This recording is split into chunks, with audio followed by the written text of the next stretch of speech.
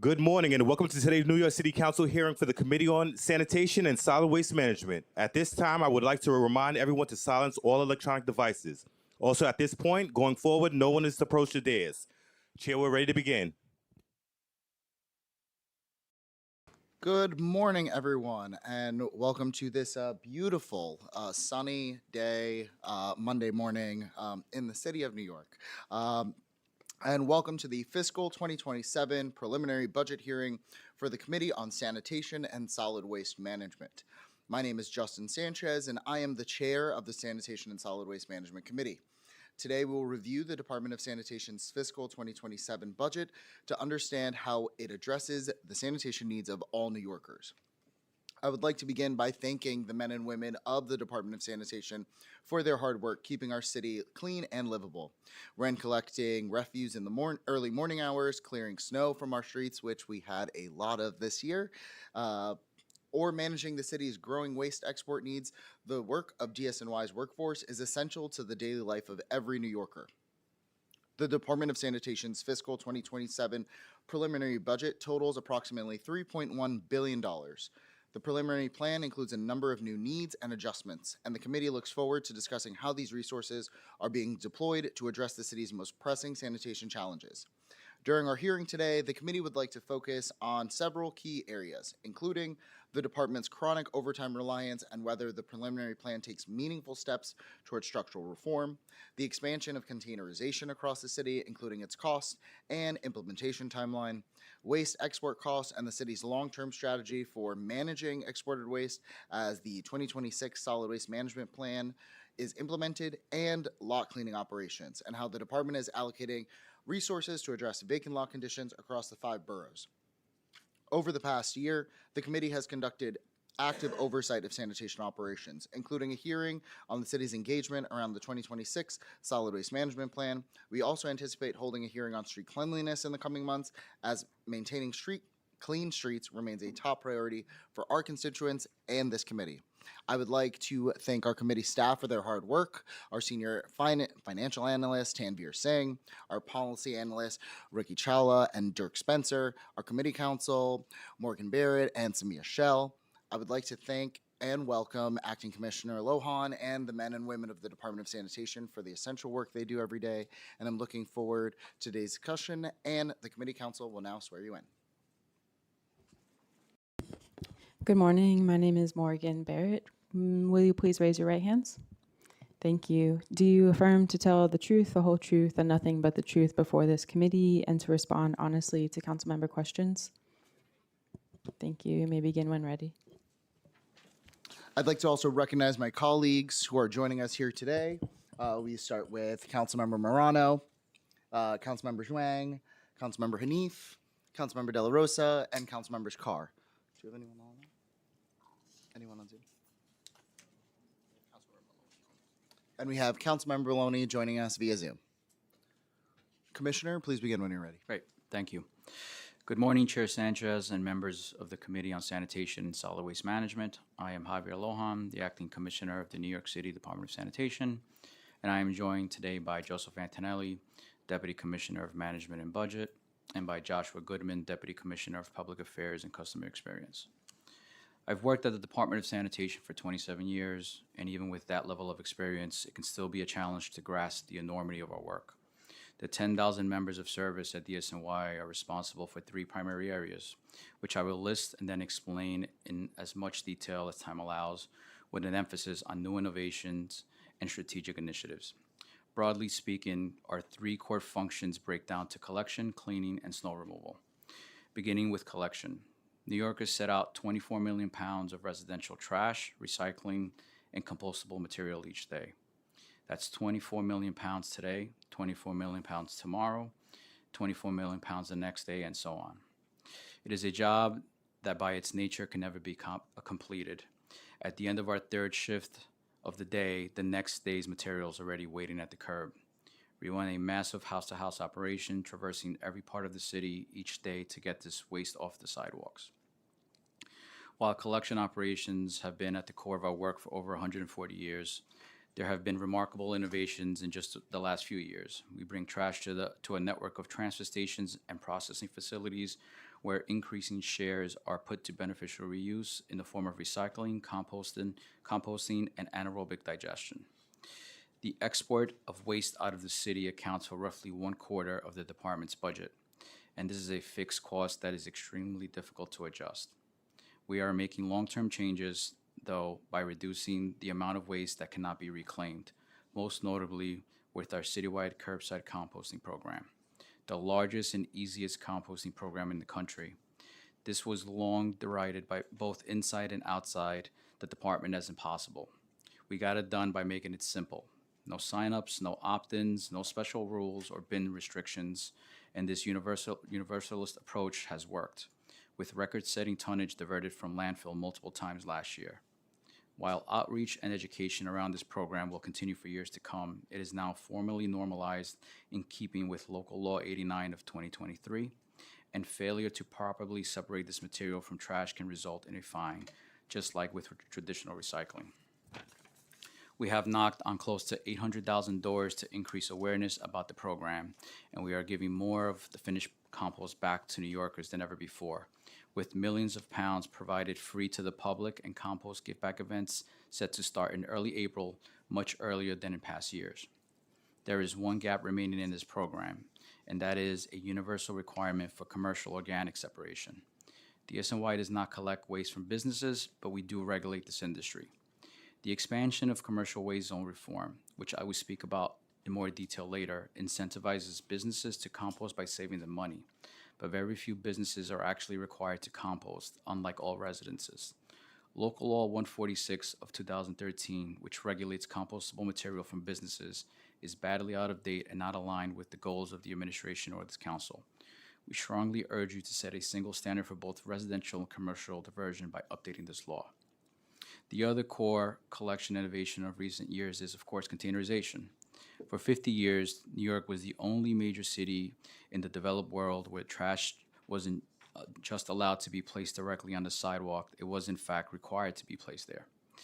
Visitors would come here from all over the world to gawk at our piles of trash, and New Yorkers were asked to defend this disgusting and outdated practice. In October 2022, we began incentivizing containerization through new rules around waste set-out times, pairing this with major changes to DSNY operations and picking up more of the trash far earlier. In the spring of 2024, container rules went into effect for all businesses of every type in New York City, requiring them to get their trash off the streets and into a secure bin.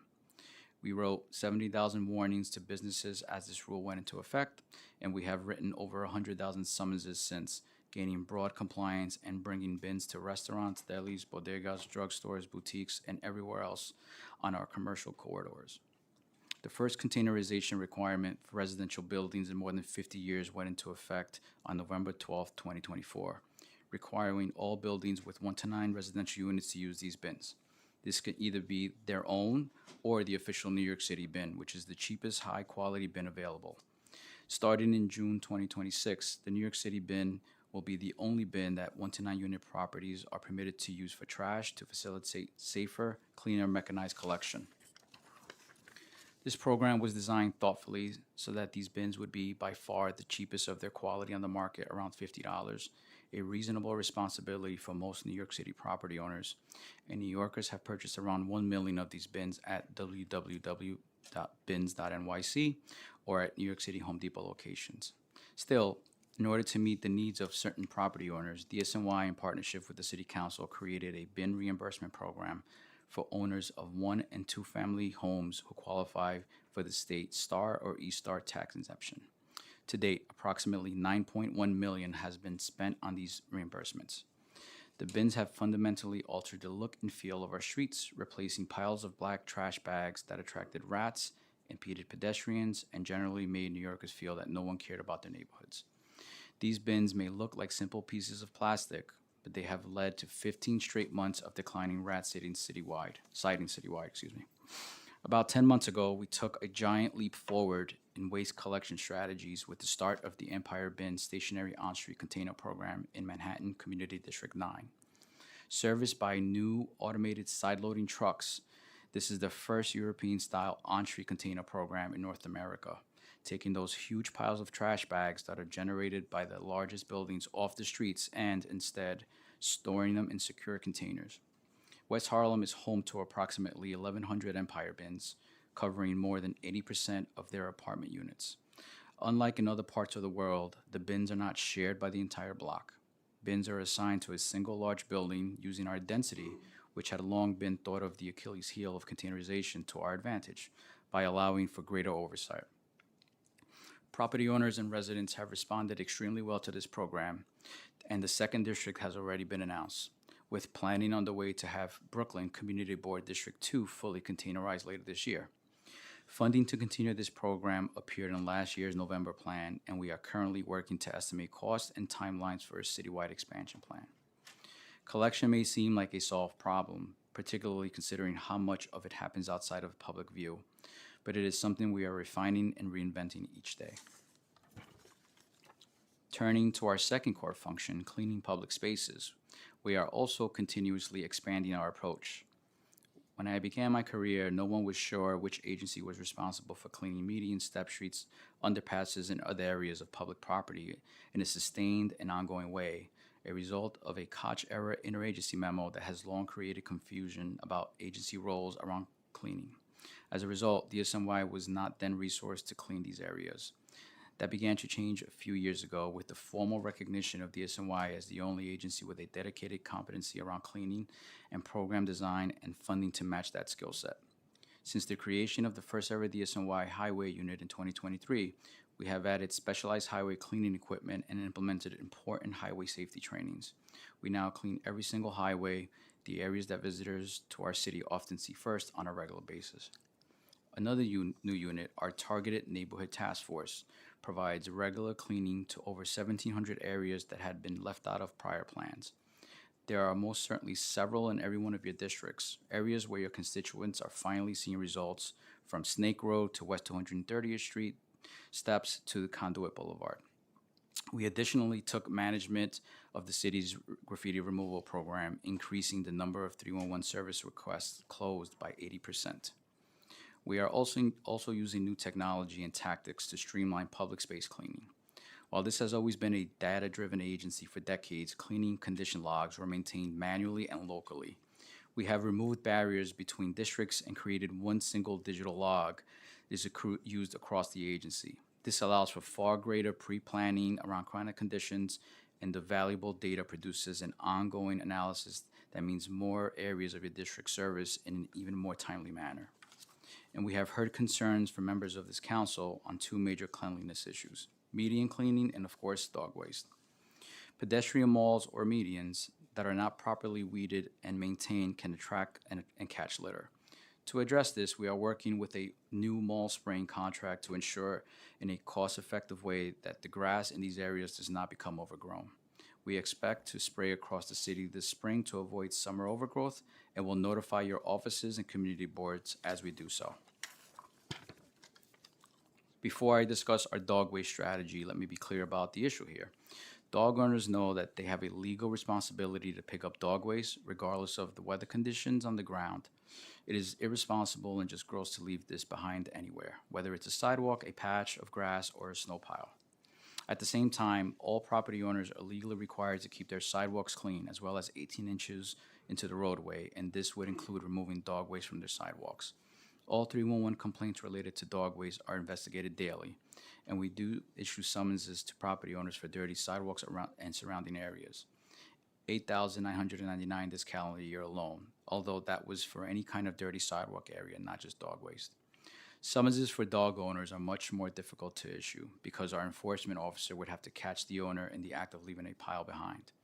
We have done many special patrols in areas with high rates of 311 service requests for dog waste, and they have yielded almost zero summonses. In 2024, we did a 3-day stakeout in Mott Haven that yielded just one summons.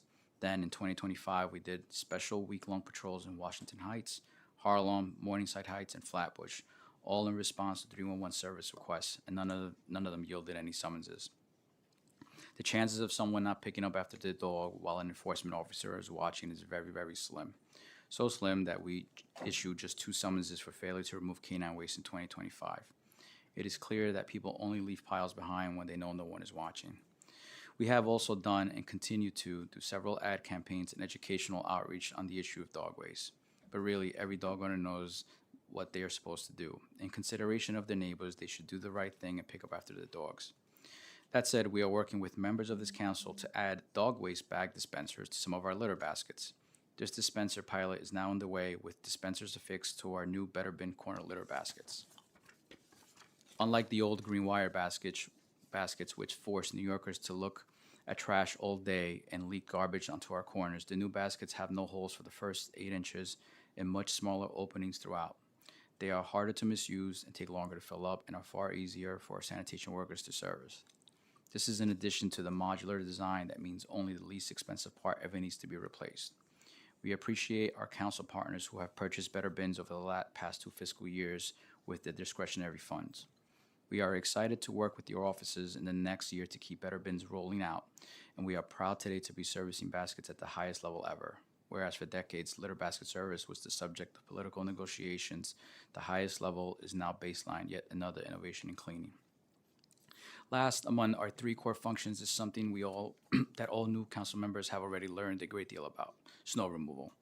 We trained year-round for snow, and as discussed at last month's snow oversight hearing, this was a challenging winter, with the most snow in a decade and a top 10 blizzard, but it was also a winter that has bred innovation at the department. Heading into next year, we will continue to look to improve, including by expanding our fleet of brine flushing trucks, by refining the brand new geocoding of pedestrian infrastructure, and by formalizing successful pilot expansions of the emergency snow shoveler program.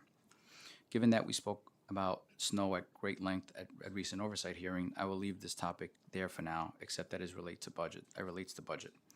The city's snow budget is unusual among municipal budget lines in that the formula for determining it is set by the city charter, outside the bounds of political negotiations. That formula calls for budgeting an average of the actual amount spent on snow removal the last 5 years. And given the low snow totals over the last several seasons, the budget has generally been in the $80 to $100 million range for the last several years. This winter required an adjustment of approximately $100 million to reflect spending thus far made in the January plan.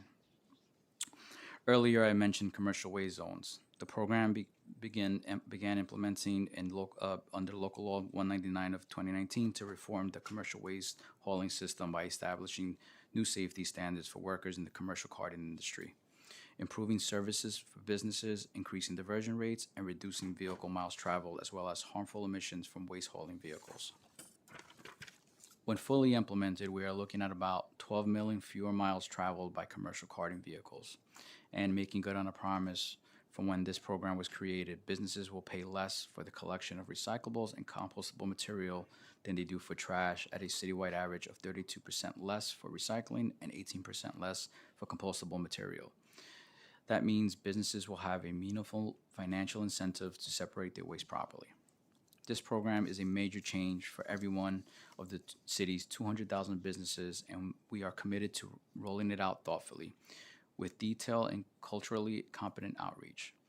The program is now fully operational in 5 of the city's 20 zones, and we will complete full citywide implementation by the end of 2027. Staffing for the DSNY Bureau of Commercial Waste will continue to expand to meet the needs of this program over the next 20 months. The expansion of DSNY regulatory and enforcement authority is not restricted to commercial waste zones. Since April 2023, Sanitation has been the lead agency on enforcement of the city's laws around street vending. Our sanitation police officers enforce these laws with a focus on cleanliness and pedestrian access, and they conduct routine enforcement operations rooted in the belief that all New Yorkers across every neighborhood and every borough deserve clean, safe sidewalks. I have mentioned different forms of camera technology multiple times today, and one of the most successful recent deployments of camera technology by the Department of Sanitation is our illegal dumping program.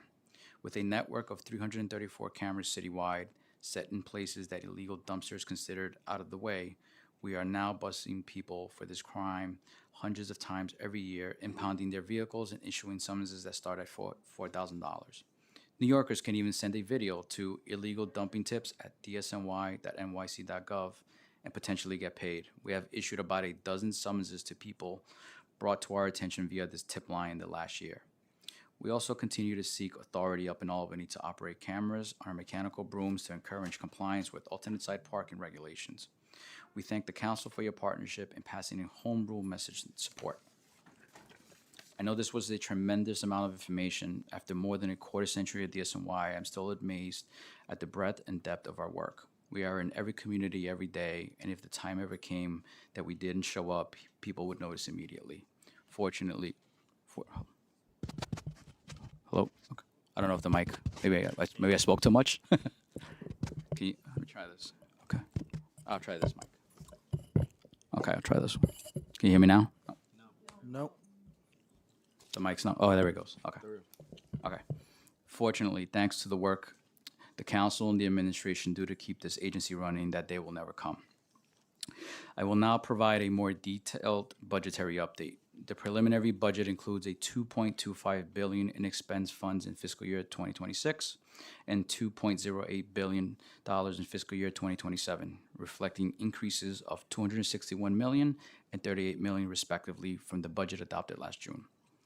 The fiscal year 2026 budget includes $1.33 billion for personal services to support a total budgeted headcount of 9,625 full-time positions, including 7,957 uniform positions and 1,668 civilian positions, and $905.4 million for other than personal services or OTPS. DSNY's fiscal year 2027 preliminary capital budget includes $3.26 billion in capital funding in the 10-year plan, $1.09 billion of which is for garages and facilities, $2.04 billion for equipment, $59.28 million for IT, and $70.22 million for solid waste management infrastructure.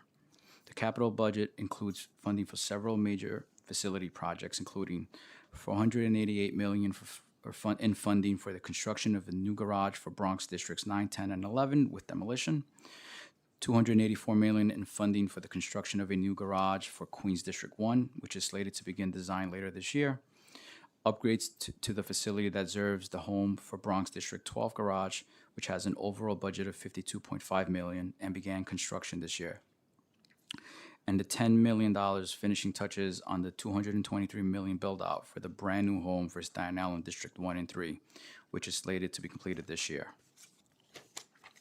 That project, along with the new BK3, means we will be opening 3 new districts at 2 buildings this calendar year, a rare milestone for this department and a sign of this administration's serious investment in the safety and well-being of sanitation workers and the neighborhoods they serve.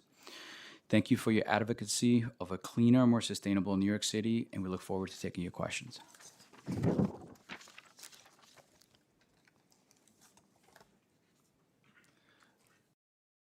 Thank you, Commissioner. Before we continue, I just want to recognize my following colleagues that have joined us. Councilmember Purina Sanchez, Councilmember Vernikov, Councilmember Hanks, Councilmember Brewer, Councilmember Schulman, and Councilmember Lee. And walking this way is Councilmember Hankerson.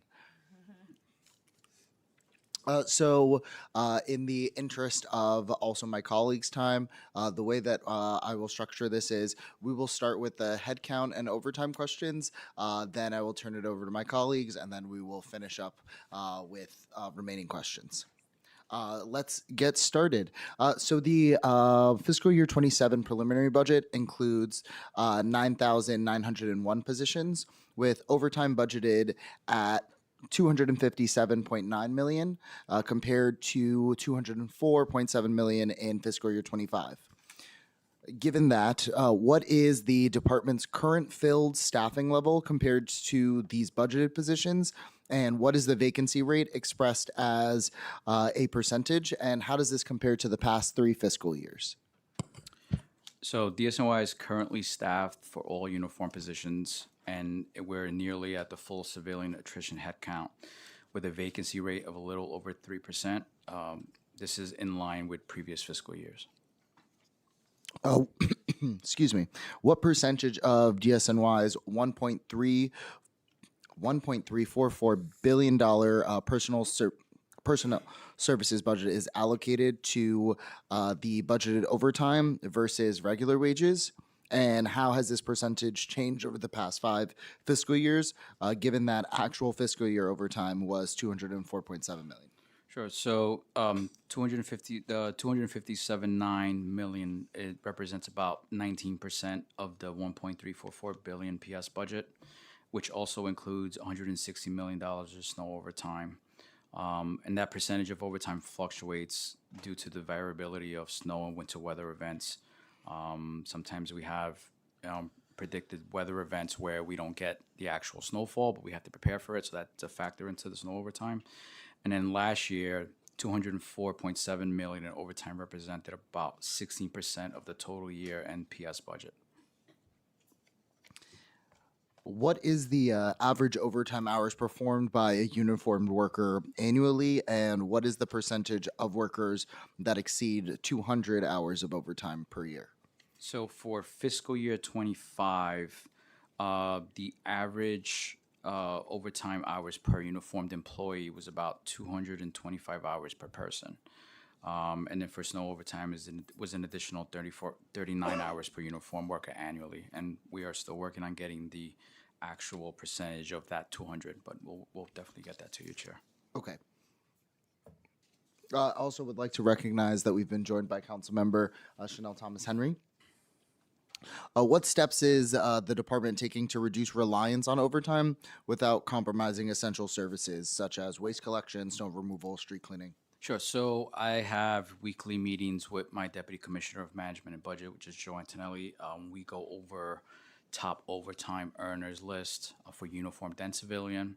One of the things that I implemented also this recent fiscal year is that every week uniform unit heads have to go over within their area of work the number of budgeted posts, and when they go over, they have to verify that they authorize that for whatever reason. For example, sometimes we have blockades. Sometimes we work with NYPD to have blockade operations there, so that's something that we're not really anticipating from event to event. Sometimes we have transport of vehicles because the nature of our operation requires us to shift equipment around. So those are things that, for example, that we work with my uniform chiefs, and they have to verify with the borough commands and make sure that they are not going over that. So that's one of the processes that I've implemented in my tenure here.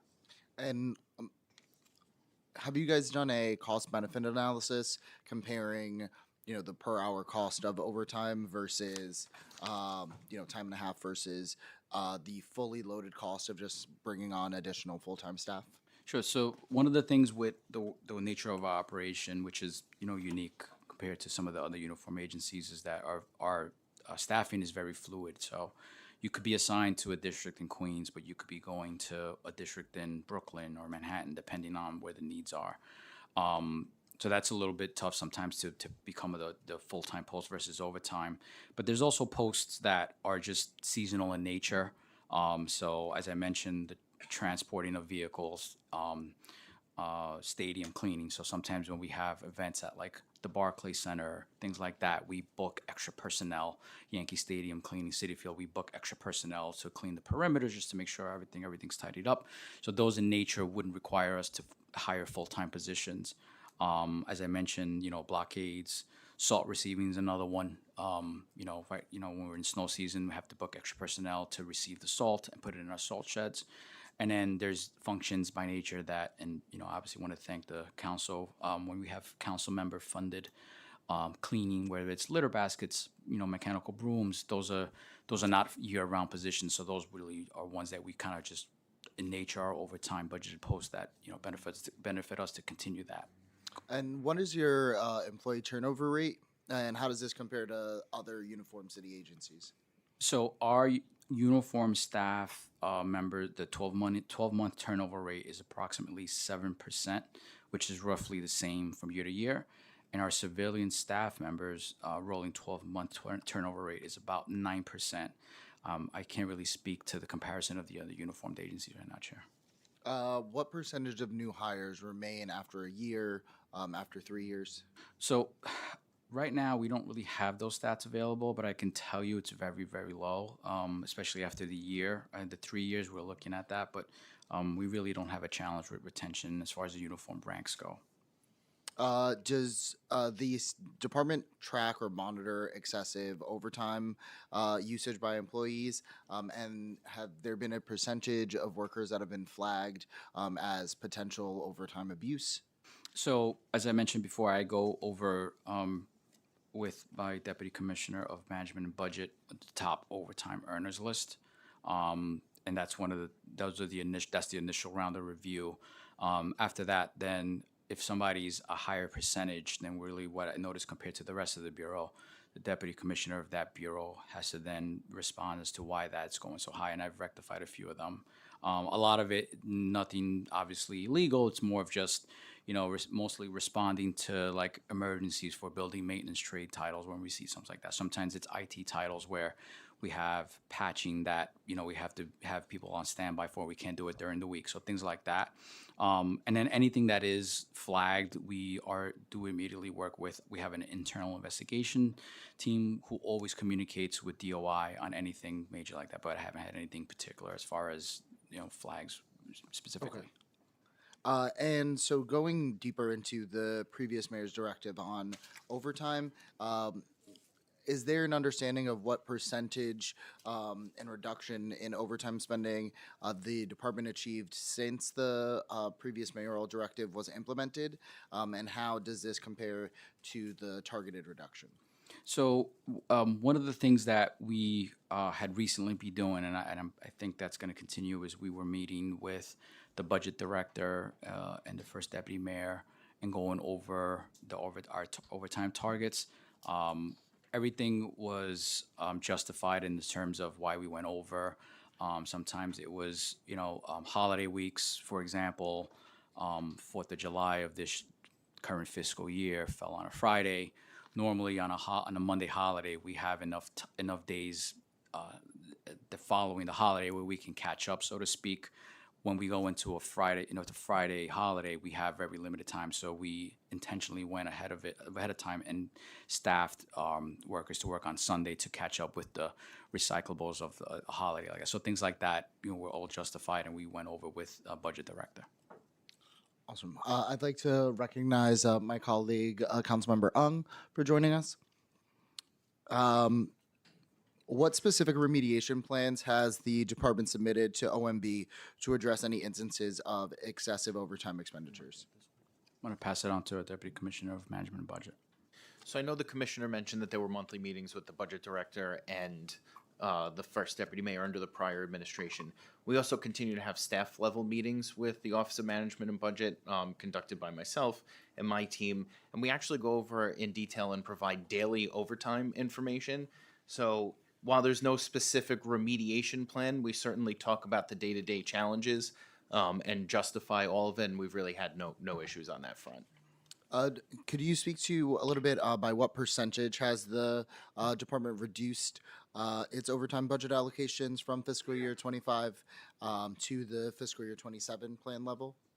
Well, I think we obviously always plan to reduce overtime and limit our overtime as much as possible.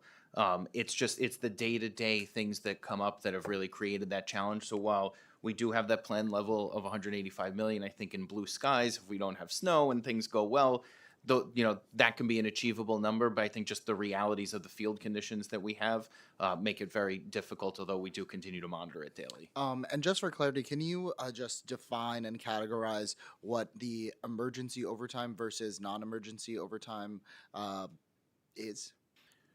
Sure. So, well, there's the main emergency overtime is always snow.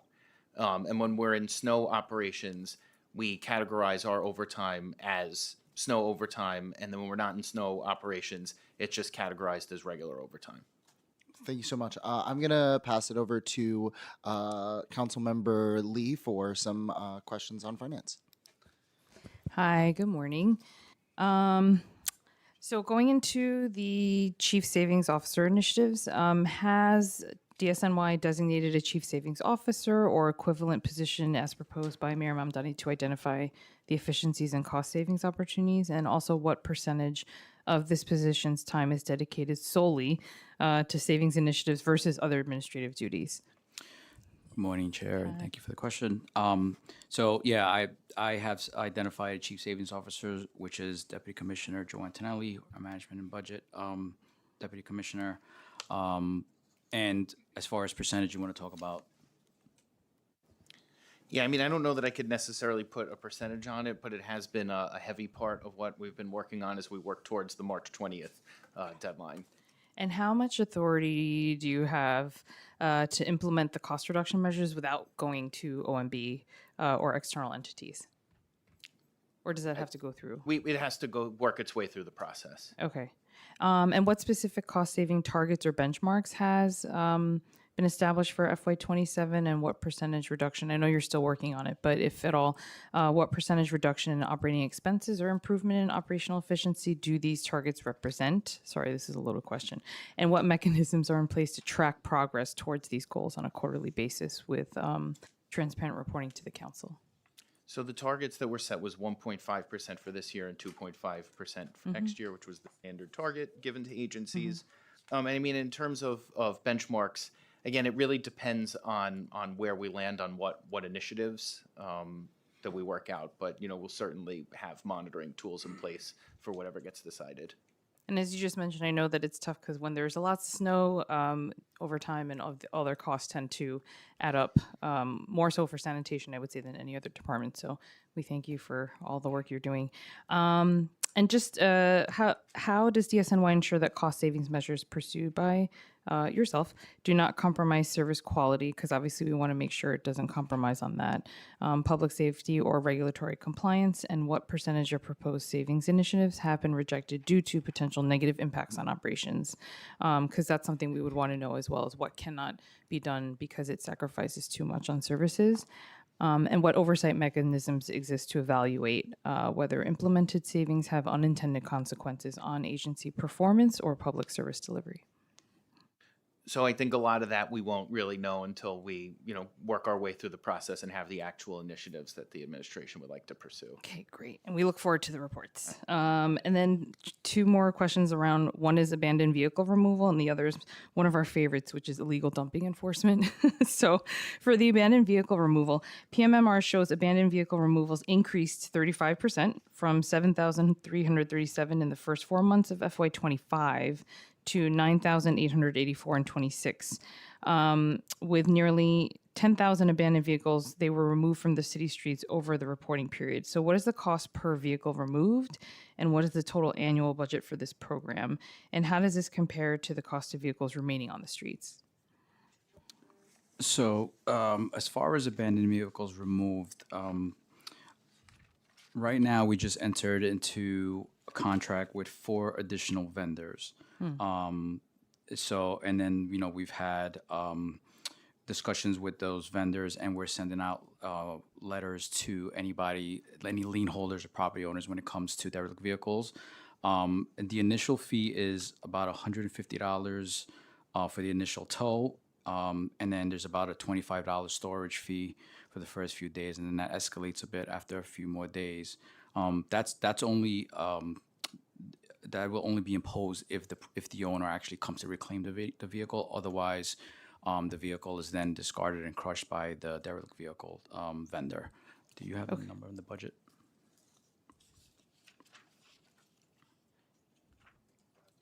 Well, I'm sorry. We'll have to just get back to you on the budget Okay. number there on that. And just out of curiosity, was that just through a normal RFP process? Correct. Yeah. Okay. Yeah. Normal RFP process. Okay. PMMR also shows revenue from abandoned vehicles is budgeted conservatively at $100,000 annually, despite actual collections of $61.3 million in FY24 and $57.9 million in FY25. So why is there such a large discrepancy between the budgeted and accrual revenue, and what accounts for the vehicle auction salvage value volatility? So I think there may have just been a discrepancy in the numbers. The first number that you cited is actually $57,913, not $57,009. Okay. Yeah, and the second one was $61,256. So they're within the budgeted ranges. Of 100,000. Okay. Thank you for that clarification. Considering the large increase in vehicle removals, do you think, and this may be based on the other numbers, budget can support continued removals and enforcement? And are there additional vehicles that could be removed if more resources were budgeted? So I could just take that. So there's 2 types of vehicles. There's the derelict vehicle, which has to meet a certain criteria. Has essentially the vehicle has to be valued of less than $2,250. We have a criteria and a policy that we follow, our field supervisors follow. And then there's the rotation tow program, which NYPD handles, which is basically anything above 2250 or anything with vehicle plates. So Wait, the we- car that's, sorry, just to clarify, so the car is valued at 2250, you're saying? less than 2250. Less than Right. It has to 2250. have the main criteria is it can't have any plates. If Got it has it, plates, then okay. it's not deemed derelict. So it can have plates, and then there's a certain criteria, like if the vehicle is burnt out, has severe damage, the type of vehicle. So there's different criteria in order for us to deem it as derelict. If it's deemed derelict, then it goes into we work with our vendors that I mentioned before, and then they bring it to their facility, and we send out a letter to the lien holder or property owner if available. If it's a rotation tow, NYPD will take that vehicle, and they have vendors. We do monthly tag and tow operations with NYPD because a lot of times what happens is we'll have an area where we get complaints on, and there's derelict vehicles, and then there's not derelict vehicles. So in order for us to be more efficient and not just take some vehicles and not the other, we work closely with NYPD, who's been a great partner, either the local precinct or we have the vehicle recovery team that works with us on trying to remove some of these vehicles. Great. And I trust there's a way you have to figure out what's derelict or not, because I'm just saying I had my 93 Camry, which I drove till it had 265,000 miles on it. So it may not look great from the outside, but the engine may still be good. But okay, so moving on really quickly to illegal dumping enforcement. PMMR shows illegal dumping enforcement improvements, which is great. 15% more summons issued from 246 to 283, and 80% more vehicles impounded from 101 to 182, nearly 50% of the 417 total impounded in all of FY25. What is the total number of illegal dumping cameras deployed? I think it was 337 as of FY25. Correct. And what is the conviction/fine collection rate for violations caught on camera? So we really don't have those numbers as far as the conviction rate. That's processed to the Office of Administrative Trials and Hearings oath. But I can say, as far as illegal dumping cameras, first I want to thank the council for their partnership because a lot of these are put up with funding, council member discretionary funds. One of the things that we actually did in my current tenure is we were getting a lot of cameras that had no hits, meaning that we weren't getting any impounds or summonses. We had a few council members where we worked on, because it is some money to move the cameras, so we moved the cameras, and we saw a substantial increase, as you mentioned. But as far as calendar year goes, from calendar year 24 to calendar year 25, there was a 62% increase in impounds. And then summonses, we had a 49% increase in summonses. So I think that's something that we're exploring. We are working with a vendor. Right now it's a little premature, but I'm finding it that hopefully it'll be successful, where we have mobile cameras and we can maybe deploy them in every areas. But once we get more details on that, we have to test it first. Obviously, be I think a great tool in our arsenal to stop some of this illegal dumping. And what is the average fine amount for illegal dumping violations, and what percentage of fines are actually collected? And how do you track repeat offenders, and what enhanced penalties exist for habitual violators? And just out of curiosity, on a personal note, how has technology or lack of technology helped or hurt that endeavor? So as far as you mean technology as far as identifying the vehicles, or Right, or just the cameras and how you guys are tracking it. So the cameras have an LPR license plate reader, which it's been very, very helpful in helping us identify if there's a vehicle involved, because that's the only way we consider something illegal dumping, if it's material thrown out from a vehicle. And as far as the fines, it's about a $4,000 fine if we catch somebody and impound their vehicle, plus the impound fee and the cleanup fee. Okay, and what is the annual revenue generated from illegal dumping fines and vehicle impoundment fees? And how does this compare to the cost of operating the actual illegal dumping enforcement program? Right.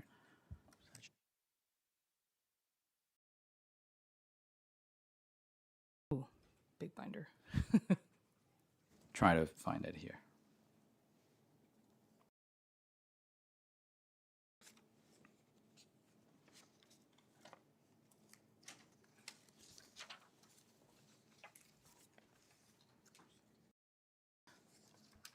He's looking for it now, but maybe we just get back to you rather than. Sure.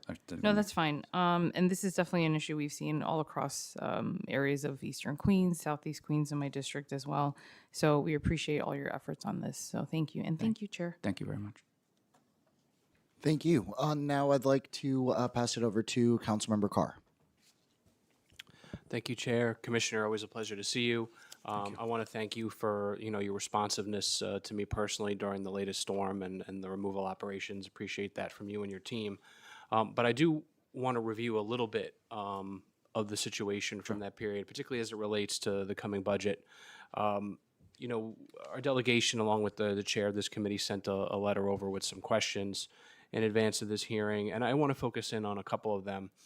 In particular, how the department determines its allocation of resources.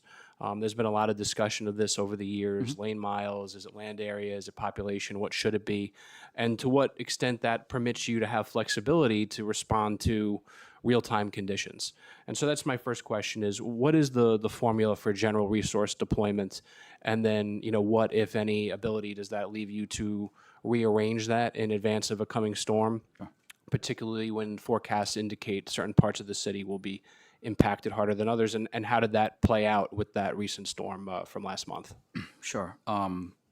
So as far as snow operations go, the initial, our main focus obviously is going to be salt spreading operations and then plowing operations. It's all determined by, as you mentioned before, there's mileage and then there's lane miles, and that's all allocated.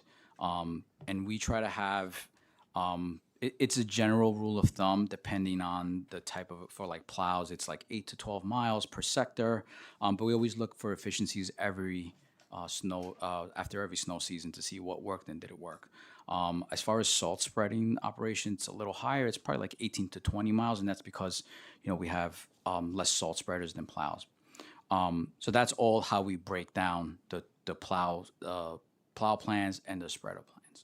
As far as as you mentioned, so storm like, the one we had last month, one of the things that I did, and I'm glad I did it, is we have a requirements contract, which is a few vendors that we have every year that has the ability to give us extra resources such as skid steers, front end loaders, dump trucks, and then tow trucks. The tow truck contracts we always activate generally just because if we get anybody impeding us on the roadway, we just move the vehicles over and get the plows in.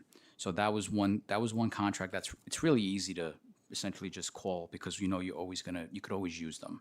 The one thing that I think what allowed me to kind of have extra resources available was the emergency contracts. So if you recall, the governor declared a state of emergency the Saturday before the storm.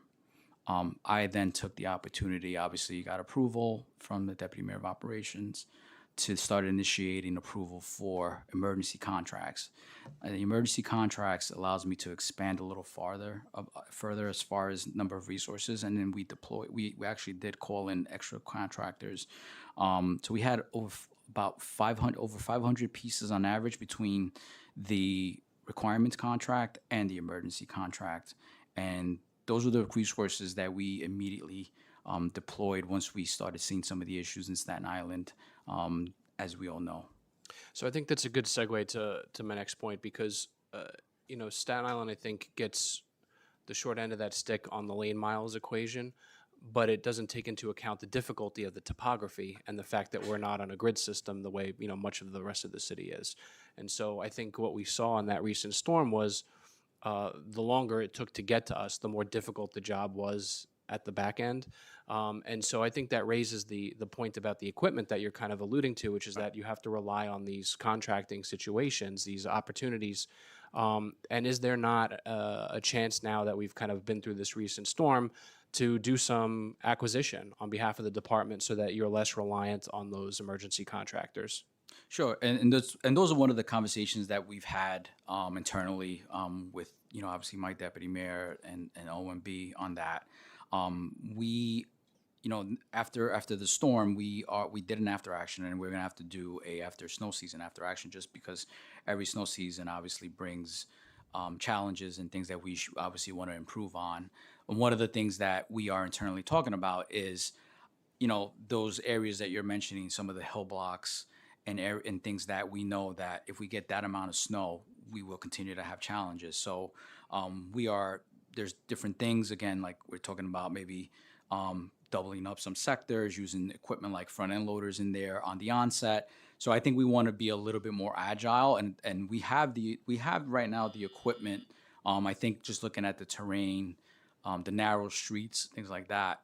Obviously, one of the biggest factors also that when it comes to snow operations, it's the nature of down events. It's snow equipment that's out there and the conditions, and salt obviously corrodes everything. So taking that into account, we are looking at that closely, and that's one of the things we're definitely making adjustments for, not only in Staten Island but in other areas. There's always areas across the city we could always improve service time, and that's definitely one of the things we're looking at this year. And Chair, if I could just ask one quick question, just to round Sure. up. Thank you.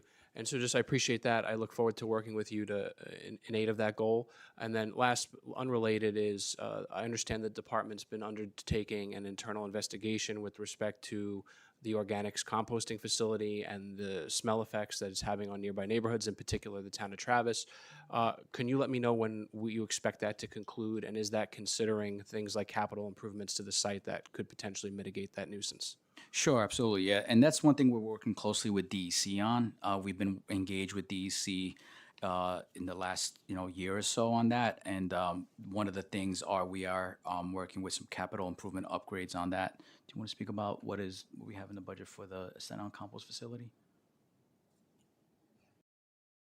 We haven't finalized, okay, but we are working on finalizing a number for upgrading the facility, because of the compost facility used to be just the yard waste, and now with the program, we're accepting cold collection of food waste and yard waste. And it's growing. It's growing, correct. Thank you, Commissioner. Thank you, Chair. Thank you.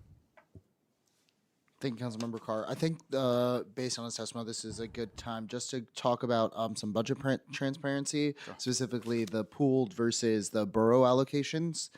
So the department's budget structure consolidates most of its operational funding into citywide program areas rather than borough-specific allocations.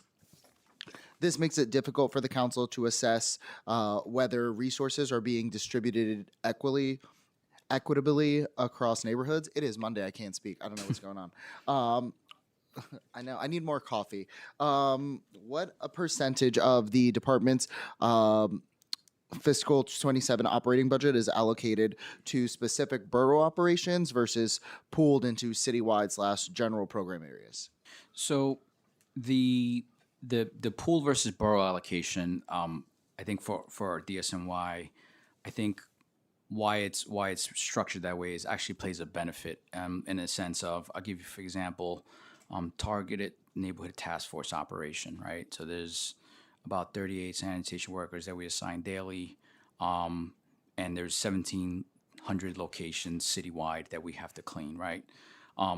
If we are structuring those heads for each district specifically, and now we don't move them, if some areas don't need cleaning every month, some of them need cleaning every 2 months, depending on, the weather plays a factor. And the cold weather, people apparently don't like to dump, which is helpful for us. But in those cases, then we would move them around more fluidly. And I think that's a benefit for us to continue to have that structure. And the other things that I'm very excited about, and I mentioned in my testimony, but I want to go into it a little bit more, is that we have shifted our operation as far as identifying cleanliness issues across the city by leveraging our internal, we have an internal field data collection application that the supervisors all have on their phones. The superintendents and the chiefs at the boroughs have on their desktop, and our analytics team has done a great job of creating dashboards on these entries and seeing where these conditions are. Because relying on 311 data, obviously I think everybody would agree, it's not the best use of identifying cleanliness issues, because somebody in the neighborhood may not complain a lot, doesn't mean the neighborhood doesn't need resources. So I think this shift of having that approach plus having 311 data in there is going to play benefits for us to be able to allocate resources more efficiently. But I think having that flexibility of having the resources across the city and not just designated to one district, I think is beneficial for all neighborhoods. Beyond that system that you just mentioned, does the department find other ways to internally track or allocate pooled resources to borough-specific operations? Are there any accounting systems that are used to ensure equitable distribution? Sure. So that is all. There's a few things. So we have the collections, which are we kind of work on those. We call them productivity targets on a year round. Every year we make adjustments to that program, and then each district is allocated a certain amount of truck shifts depending on the day of the week, and that's all driven by tonnage and productivity. And then we have the cleanliness resources that I mentioned, TNT, PCI, and then litter baskets. And then a lot of those are adjusted depending on if we're seeing any issues across the city. And we have an internal application called SMART. So in there, we have what we call utilization. In the utilization snapshot, which this is another thing that I've done with my uniform chiefs, is where we go over a weekly snapshot of utilization and see are the resources adequate? Our chief of cleaning looks at things all the time, and he always asks for additional resources in certain areas where we're seeing issues, and then those adjustments are made. So, we have a really good tool that tracks all these resources, and we make adjustments, weekly or even daily sometimes where we know something's, coming up ahead of us. With these systems, how does the current structure allow for the council's ability or impact the council's ability, if you will, to hold the department accountable for borough level performance and spending, and like ability to identify disparities in service levels across neighborhoods or advocate for increased resources in underserved areas? Sure. So I think there's a few areas there. So, we have some external reporting. So we have a report that we submit to the council on litter basket service. So that's one way that obviously the council can use to obviously give input on where they're seeing gaps. The MMR, PMMR, other areas. I mean, that's not at a district level, but I think obviously when we're seeing those kinds of issues, then, obviously happy to work with anybody in the council if they're seeing any issues. 311 data is another one where we can see if there's any issues. We have seen a decline year over year as far as overflow litter basket complaints, which is great because those are one of the metrics that we want to make sure that we continually either keep flat or decline. So decline in litter basket service, overflow litter basket complaints are one of the things that we're finding to be successful across most of the council districts. Could you give us an understanding of which boroughs have the highest rates of miscollections per 1,000 residents, street cleanliness complaints per capita, litter basket overflow complaints, and average response time to 311 service requests? So as far as the highest rate per capita of dirty conditions, which is at 8 per 1,000 residents, Manhattan had the highest amount for FY25. And then as far as street sweeping complaints, which, it's the highest, but I think it's actually not that bad. Is Brooklyn had the highest per capita rate of street sweeping complaints with 2 per 1,000 residents. And then let's see here, dirty conditions. The average time to resolve was 1 day, and then dirty conditions was on an average time of 3 days to resolve in FY25. But these are one of the things that we look at internally, the SLA times, and we always want to stay above 95%. Obviously, we want to respond to residents' complaints as timely as possible. So those are one of the things that we track as far as resolving these issues. Does the department also track cost per resident or cost per ton metrics by borough? And if you do the metrics reveal anything about resource allocation equity? No, right now we do not track those two metrics. But our resources are basically allocated on more of just the productivity program. As I mentioned, we have a an agreement with the Sanitation Workers Union, which is to making sure that we have enough productivity, and then we make those adjustments on targets, truck shifts every fiscal year with them. What is the ratio of uniform sanitation workers per 1,000 residents by borough?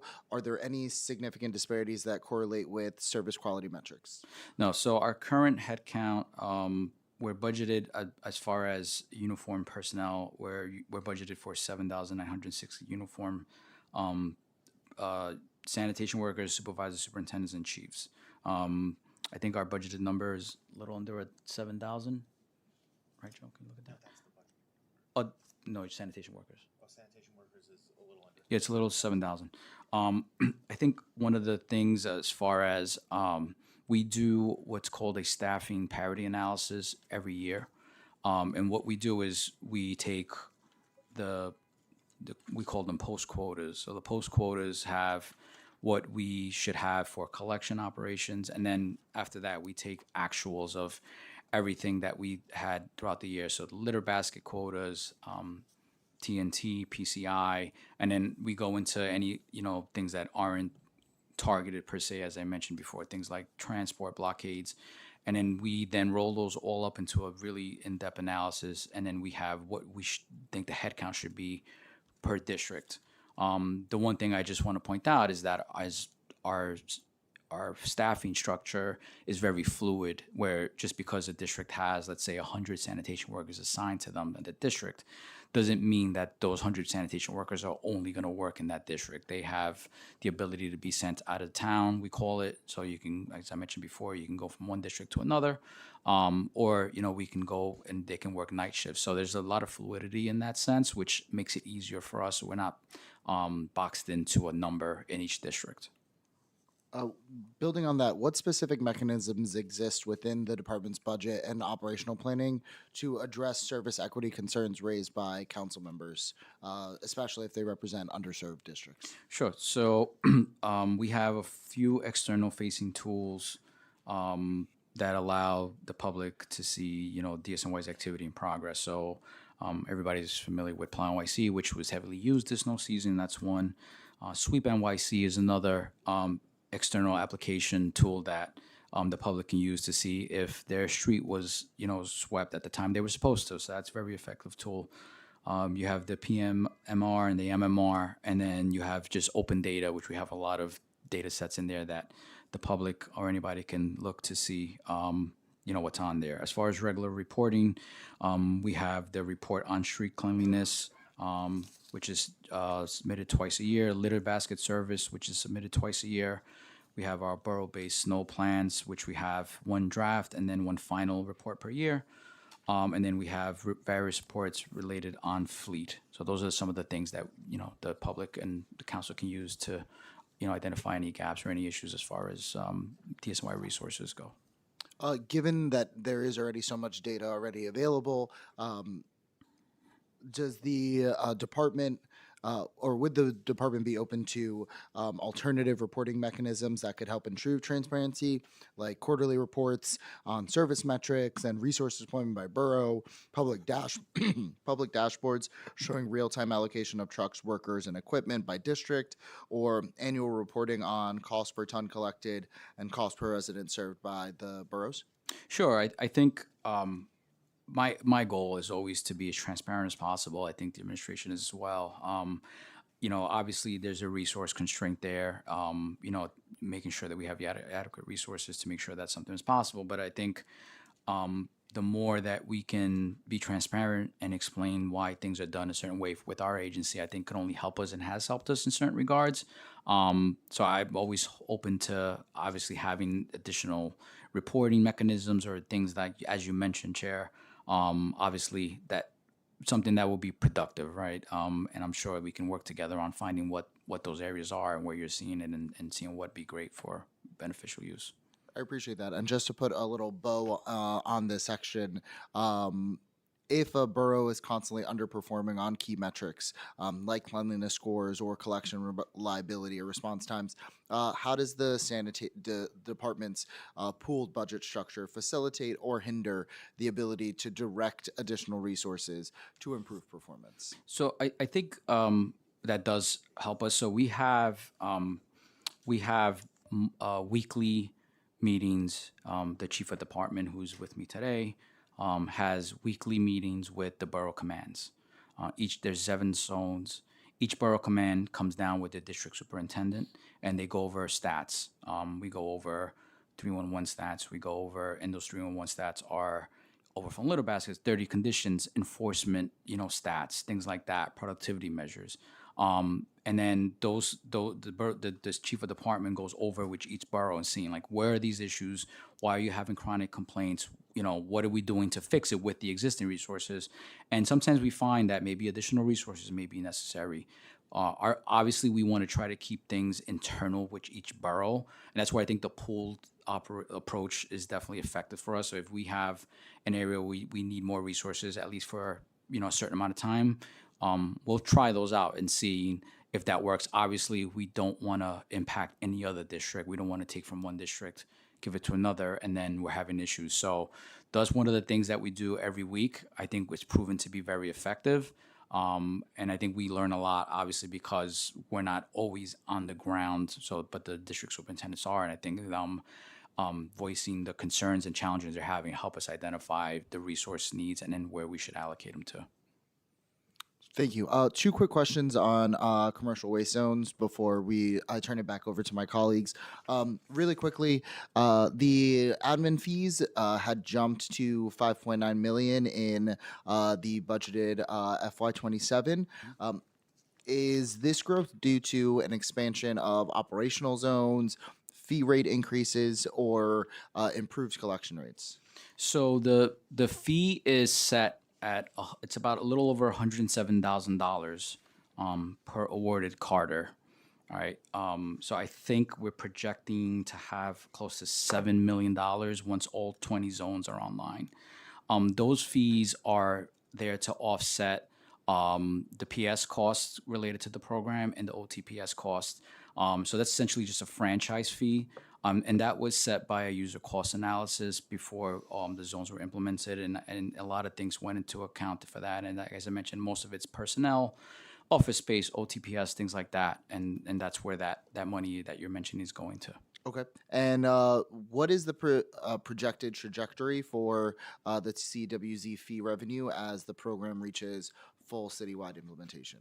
So as I mentioned, that 107,000, once we get all 20 zones implemented, it'll be close to $7 million annually. Okay, cool. And now I will turn it over to Councilmember Purina Sanchez. Thank you so much, Councilmember Justin Sanchez. Thank you, Chair. Good morning, everyone. Morning. In December of 2025, Commissioner, as the Council voted to enact sweeping street vending reform, Mayor-elect Mamdani publicly committed to support the critical work of implementing these reforms. The mayor guaranteed that we will process, and this is in quotes, new licenses and staff our enforcement agencies. However, the administration's fiscal 27 preliminary budget includes no new funding for the Office of Street Vending Enforcement within sanitation. And as we know, there are just 40 sanitation officers for more than 20,000 complaints per year. So my first question is, with a significant number of new licenses legislated to roll out in this fiscal year, how is the Department of Sanitation complying with Local Law 54 of 2026 and appropriately staffing the Office of Street Vending Enforcement? Good morning, Councilmember, and thank you. So right now, our head count is about 40 positions dedicated to street vending. 35 of those are sanitation police officers. I think we first need to assess what the impact is as the initial onset of increase in licenses go out. We are definitely we're happy and definitely determined to make sure that we are complying with this local law. So I know it's 80% of the licenses that we have to inspect on an annual basis. I just think, right now, until we see what that is like, we really won't be able to assess. But I think obviously DSNY is committed to making sure that we are maintaining that goal and inspecting the licenses. So I just think it's just a matter of seeing how this is going to play out, and then how that plays out in the actual street, and make sure that we're efficient in making those inspections. Thank you, Commissioner. Would you say that you have enough resources to cover the licenses and illegal activity that we are seeing out there today? So yeah, I think right now we have adequate resources. I think right now the unforeseen challenge is going to be knowing, once we get these licenses out, what that's going to look like. But I think obviously we are definitely committed to making sure. I mean, we don't have a choice, right? Local law is something we have to comply with, right? So we're committed to reaching that goal of at least 80%. And we're working with OMB and the administration to make sure that we are getting the adequate resources as that ramps up. Thank you, Commissioner. And as I sit here next to my sister from Flushing, Fordham and Flushing, we're besties. I'm gonna just continue to push on this point. I do think that you need increased resources to handle what you're seeing on the ground now, just from what we're feeling on the ground in terms of complaints and the agency's capacity to respond. So just foreshadowing that. And then my second question is that although DSNY is the lead enforcement agency for street vending, vendors often face enforcement actions from NYPD. This can be incredibly confusing for vendors. They might receive a ticket from Sanitation in the morning and then another from NYPD a few hours later. Furthermore, the uniforms that DSNY officers wear look very similar today to what is worn by ICE. And you can understand, of course, why this can be alarming for street vendors in this environment, more than 90% of whom are immigrants. So here's the question, in the interest of not having redundancies in our budget and being effective with our resources, and as you scale up the Office of Street Vending Enforcement, how will you coordinate with NYPD to streamline enforcement? And is it possible for just DSNY to issue street vending tickets and summonses? So as far as coordinating, I think we've done a great job coordinating with NYPD. We still have Community Link, where we work with them on any issues, and doing, whether it's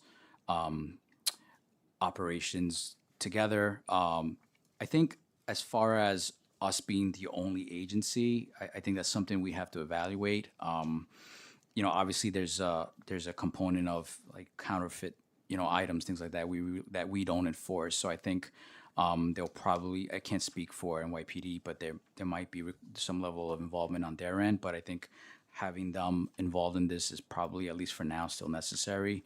And as far as, our goal is never to confuse anybody. I mean, going back to the beginning of when we took over enforcement, from DCWP, we always did, outreach and education, and I still think that that's the best approach. I'm always happy to work with any of the council members on seeing if there's areas where we need to do more of that. And I think we've come up with, literature and things that might help that. And I think once we get that piece through, then I think we can then focus on whether enforcement is necessary in your districts.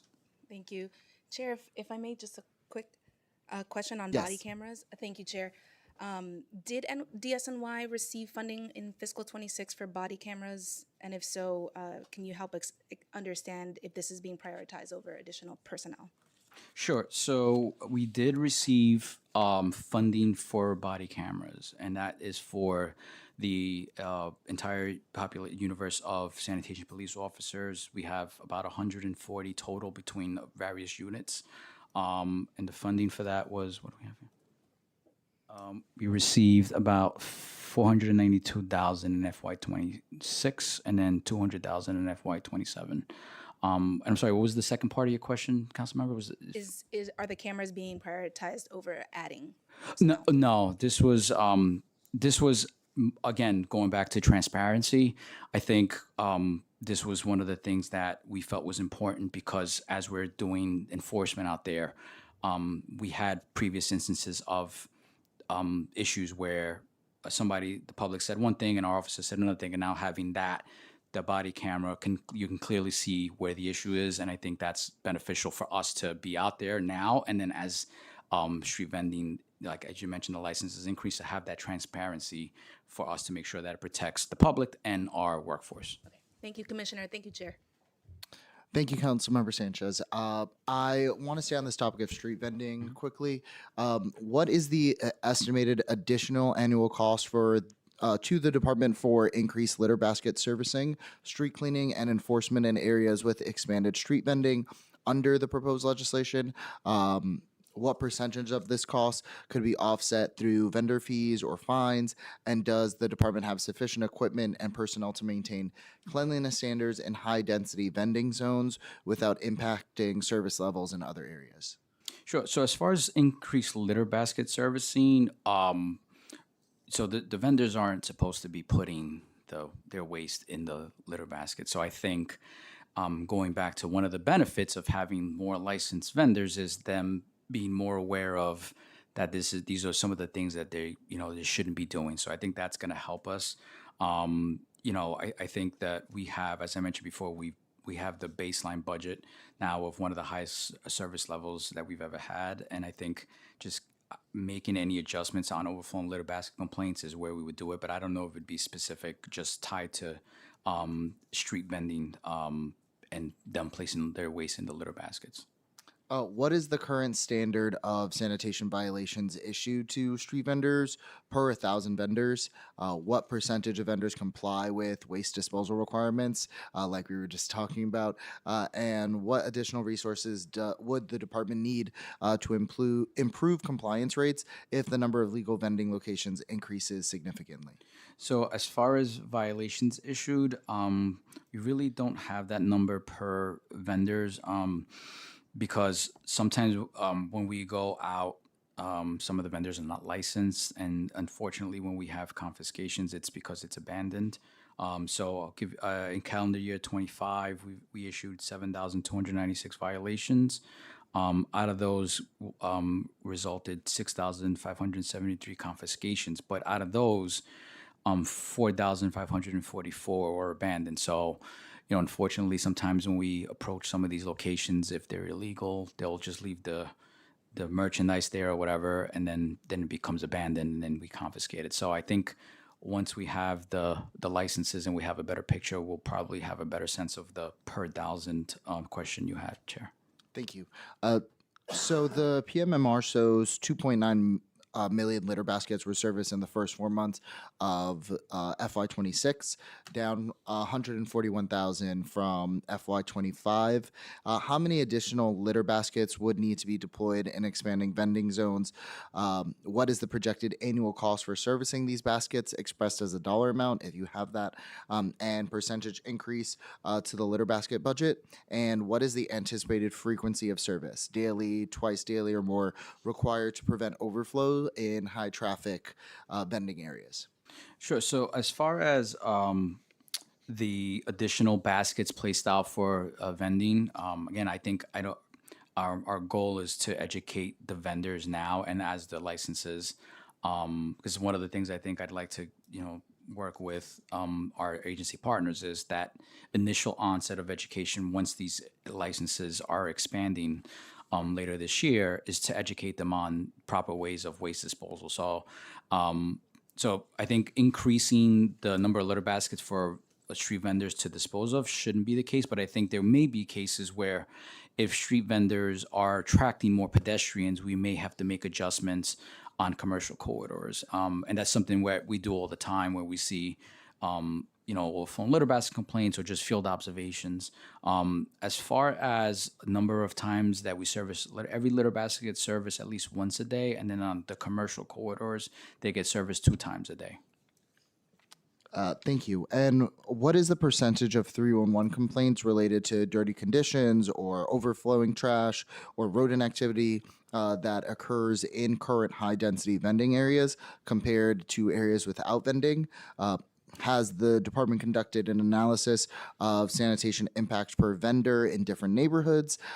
And finally, what baseline cleanliness metrics would the department establish to measure the success or failure of expanded vending under the new legislation? Sure. So as far as stats, we don't have the stats broken down by specific corridors that have vendors, but I can say in calendar year 2025, As far as overflowing litter basket complaints compared to calendar year 24, we had a 2.8% decrease in complaints.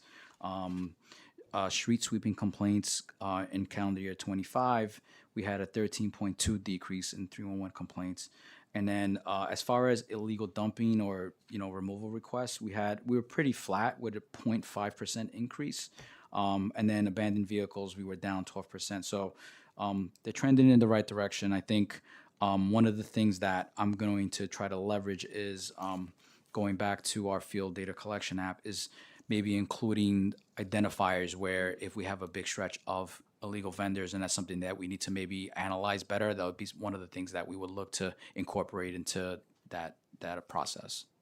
Thank you. I'd like now to turn it over to Councilmember Morano. Thank you, Mr. Chairman, and thank you for your leadership.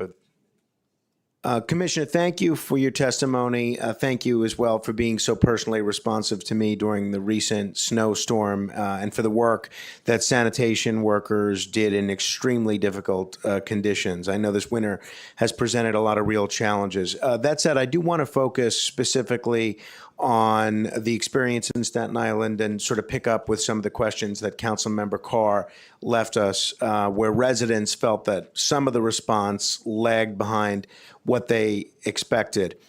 The mayor had said publicly that Staten Island's topography was one of the challenges during this storm. But as you know, being a veteran of the department, Staten Island's hills and streets layout, they're not new. Those conditions have existed for decades. So my question is, why would the borough's topography still pose a surprise challenge to the snow response system? Sure. So, Councilmember, I don't think it was a surprise. I think, so I'll back up a little bit. The topography is when we have narrow streets, hill streets like that, we have equipment that we refer to as holsters.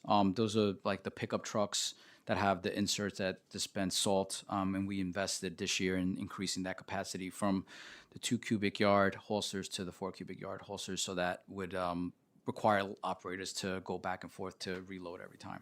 I think the reality is, the amount of snowfall in some of those streets and the drifts just made it challenging for those pieces of equipment.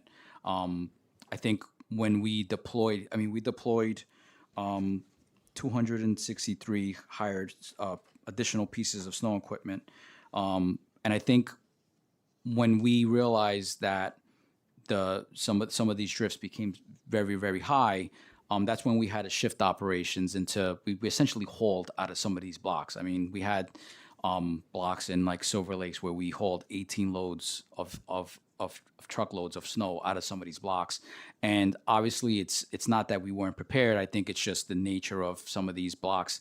Some of our trucks, we deployed V-plows, we deployed different kinds of equipment. And I think it was more of those things that depending on where we were, it just required different types of resources. And we immediately had those resources in Staten Island as soon as we realized that we had a whole lot of there, and we dedicated, as I mentioned before, the breakdown was 339 of our own personnel and equipment, 263 hired, and then we had snow shovelers, which was 108.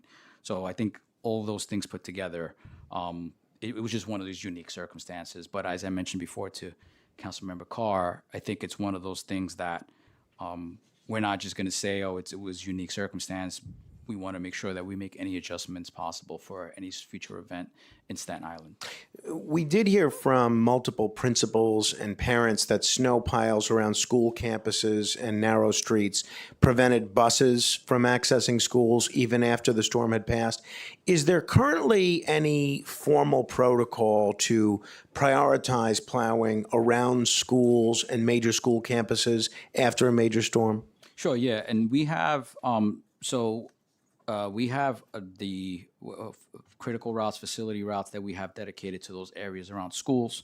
And that's one of the things that we actually do prioritize when it comes to if we get a snow event on a weekend, and we make sure we're ready by Monday to have those areas clear. We have close coordination with DOE. I was in personal touch with the Deputy Chancellor for Facilities, who was constantly updating me on on any challenges or issues they had citywide on schools. And as far as the operation itself, NYSEM has the EOC, which has representatives on site. We have daily calls with them, and then any issues we're having with schools, those are immediately given to our operations team, and we immediately, we've had hundreds and hundreds of issues that we immediately addressed immediately between the January storm and the February storm. So a lot of residents rely heavily on Plow NYC, which we direct constituents to, and I know the department does. We received a lot of complaints that the map showed streets as plowed when they were still clearly impassable. There were even photos and videos of people on the street saying this shows our street was just plowed and it wasn't. Can you explain what triggers a street being marked as plowed in the Plow NYC system? Is it simply GPS passed by a plow, or is there any verification that the street was actually cleared? And given the complaints about inaccuracies, what improvements could be made to the system to make sure that it's more reliable for the public? Sure. So it's basically you have thousands and thousands of segments. So you may have a street like Highland Boulevard that might have hundreds of segments that are broken up. So we use the Department of City Planning. They have segments that they identify. We leverage that data set. It's the citywide street center line. That's the street network that we use. GPS data, as you mentioned, each truck has a CalAmp device that sends a GPS ping every 30 seconds. There's a few things and factors that may cause those kinds of issues. One of them being GPS drifts. The reality is it's not perfect technology in every place. Some areas, not Staten Island per se, but like in Manhattan, Lower Manhattan, we have challenges with like a canyon effect where the buildings prevent the GPS ping from being very precise. But we work through that regularly with the vendor that has this application. And every year we look to refine this, but it's not a perfect technology. And it's one of the things that I always try to stress is that as great as these tools are, and they really are, I mean, going back to my time, we didn't have anything. We barely had radios when I was a supervisor. It's always relying on supervisors verifying conditions. I think knowing that a truck traversed the street is just more awareness than anything. But there could be challenges with GPS drifts where if a truck is pinging on one segment, it might drift onto another. And those are things that we look for every year. And I'd be happy to get those locations from you, council member, because it is important for us to see why that happened, because that really shouldn't be the case. And if it is one of those things, then we have logic that we work with internally to see if we could refine those and see if there's anything else we can do to make sure that doesn't happen again, or at very least know that we're looking at that segment for the next time and we're looking closer to make sure that doesn't a false positive. So I'm happy to get that information from you and we can evaluate that and assess that further. Thank you, Councilmember Morano. So during the snowstorm, trash collection was at top of mind for many New Yorkers, especially the litter basket servicing. So I just want to ask a few quick questions about that before I turn it over to Councilmember Hanif. What percentage of the department's over $2 billion budget is allocated to litter basket servicing in fiscal year 27, and how does that compare to fiscal year 26? Okay, let's see. So our litter basket service is now baselined, as I mentioned, at $29.7 million for FY26 and the out years. So this represents about 1.4% of DSNY's total budget. What is the estimated per basket annual servicing cost, and how does this compare to the cost of managing overflow and illegal dumping complaints? So I think that's one of those things that it would be misleading if we gave you that analysis for a few things. So there's approximately 23,000 baskets citywide. As I mentioned, you have the $29.7 million that's baseline, which is about 793 truck shifts each week. That's Monday through Sunday. Those are dedicated to litter basket areas. We have our collection trucks that pick up the household waste. Those trucks are required to service the litter baskets along their routes. So in order for us to be more efficient, what we generally always do is that we have, let's say you live in an area that gets serviced on a Monday, Wednesday, and Friday.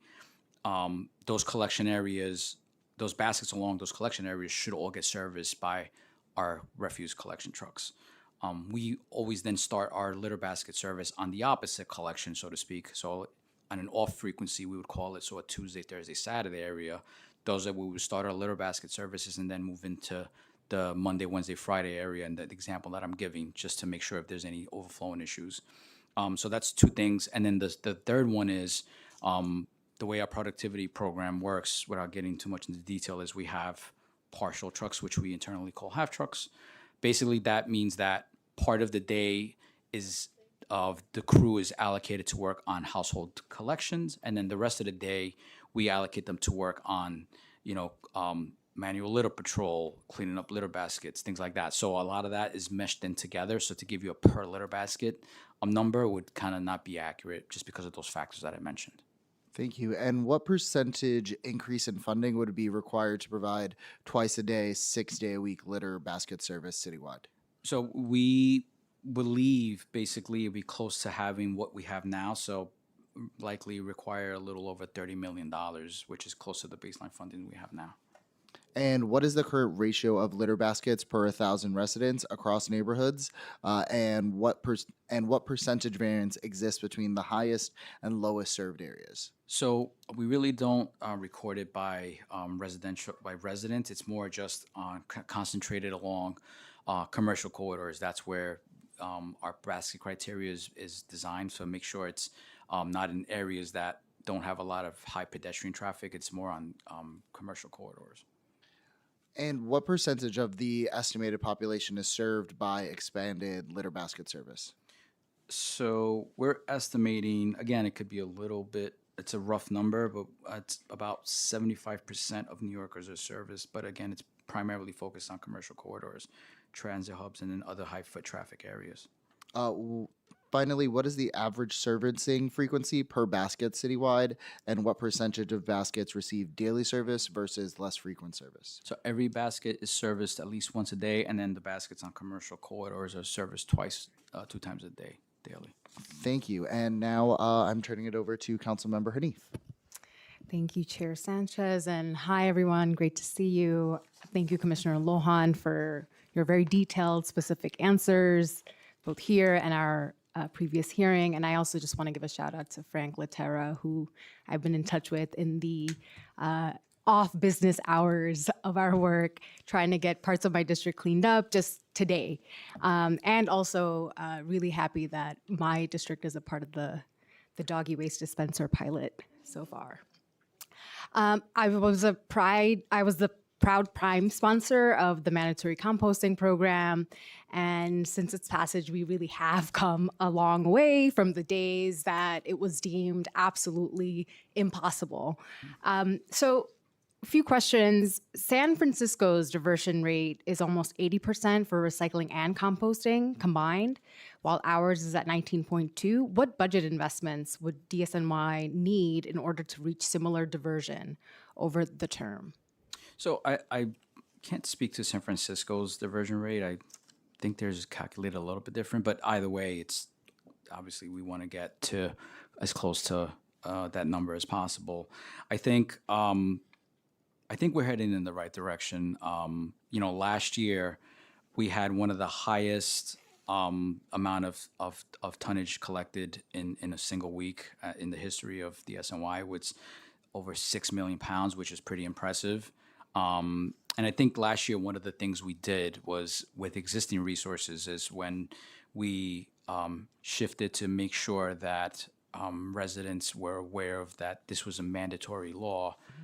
We have sections that are staffed every day by supervisors. So there's about 203 sections, we call them sectors, that are staffed by supervisors that are required to go out and do all kinds of things like code compliance, making sure the routes are completed, making sure there's any conditions that They're specifically for this composting? is for everything. So we leveraged those supervisors, and we conducted over almost 56,000 outreach attempts to different residents across. And I think out of those, we issued almost 41,000 warnings. So the warnings looked like a summons. They really weren't a summons, but I think now we're going to see some of the benefits as far as that goes. We resumed issuing violations to all properties. We didn't stop issuing violations. We were still able to issue to, we were some of the larger properties. So right now we started issuing again to everything. We have about 500 violations so far for this current calendar year. 500 in total. Total, yeah. And how much funding is going towards all things composting? What's the head count on the?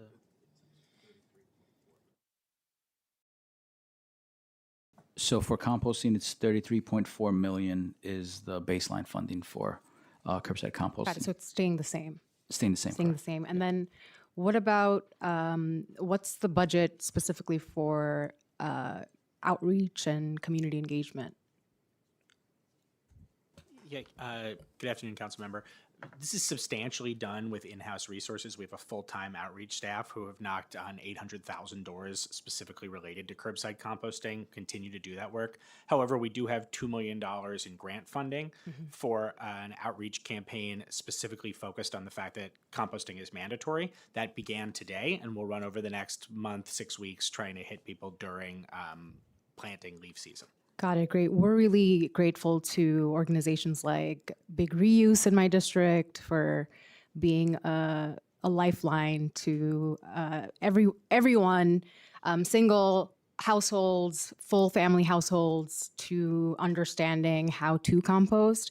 I was also curious if there are any partnerships with the DOE for composting in schools, but not just composting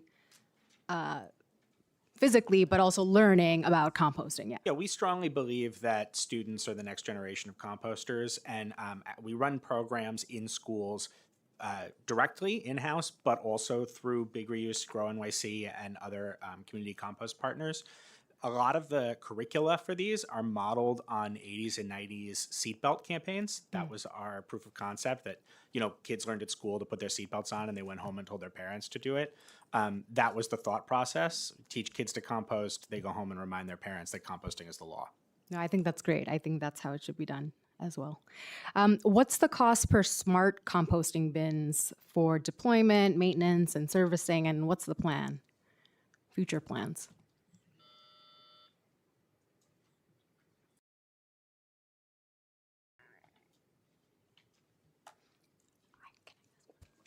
Sorry about that. Just trying to get that here. Yeah, no worries.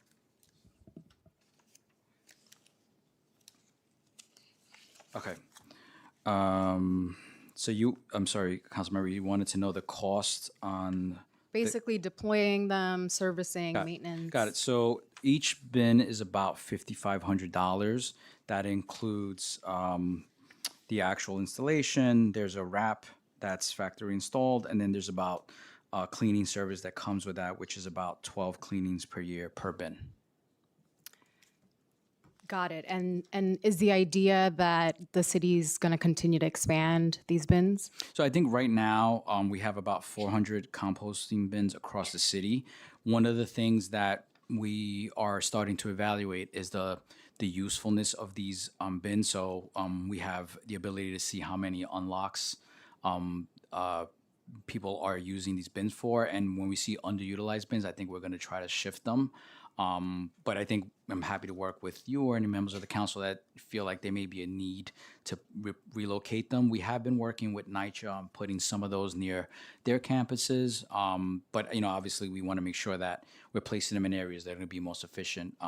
People are taking advantage of the weekly collections, but if we think that there's a place that would be more useful, I'm happy to work with you or any members of the council to see where would be appropriate to move. Got them it. to. So you're keeping at 400 for Correct. now to just better evaluate, understand how the program is going.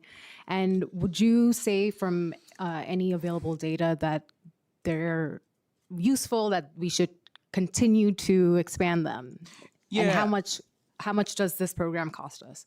Yeah, so it's about, so we saw that there were nearly 870,000 times where the bins were opened, and that's because we're able to tell on the app, because you need an app to unlock it. And then as far as continuing it, I think it's just one of those things we're going to continue to see what the usage is. We saw that also approximately 2.65 million pounds per year was also generated from some of these bins. So I think right now it is playing a benefit. And again, I think just strategically place them in areas where people need to, put out their composting more than once a week, I think is where we'll look to see where we'll find more efficiencies in these compost bins. Thank you. And just one final question. Question about dog poop. How much funds are being allocated to the dog waste dispenser pilot? So they're relatively really inexpensive. So right now, I think we're just doing it with existing resources. I think I'm surprised that it's been very successful and popular. And I think we put it out in 3 council districts so far. I think one of the things that we would just want to make sure is that they're being managed. We don't have the ability right now to be able to replace the bags Right. and buy them. So I think putting them out on our better bins has been pretty effective and popular, and we'd love to work with you on expanding that in other areas. Excellent. Thank you. I would like to expand that to my districts, just putting it out there. Before we get started with Councilmember Ung, given that we were talking about equipment and capital budget priorities, I just want to ask a few quick questions about that. We have 1.13 billion allocated for equipment replacement over 5 years. What percentage of this is dedicated to replacing the aging collection truck fleet versus transitioning to mechanical trucks for containerization? Okay, so as far as equipment funds allocated for equipment replacement, we have 1.13 billion allocated for equipment replacement over every vehicle type. Depending on the type of equipment, it's replaced depending on the life cycle. So the highest amount that we have is the rear loading collection trucks, which is an 8-year life cycle, along with dual bin collections. It's an 8-year life cycle. And then we have our frontline mechanical sweepers, which is a 5-year life cycle. And then our snow equipment, you have our salt spreaders, which have a 12-year life cycle. Flow and dumps, which is basically a salt spreader, is a 10-year life cycle. And then our holsters, which is the smaller equipment, is an 8-year life cycle. So those are the trucks that we make sure that we're replenishing them and appropriately. And as far as the containerization initiatives, right now, all of our new rear loading collection trucks and dual bin trucks are being outfitted with tippers.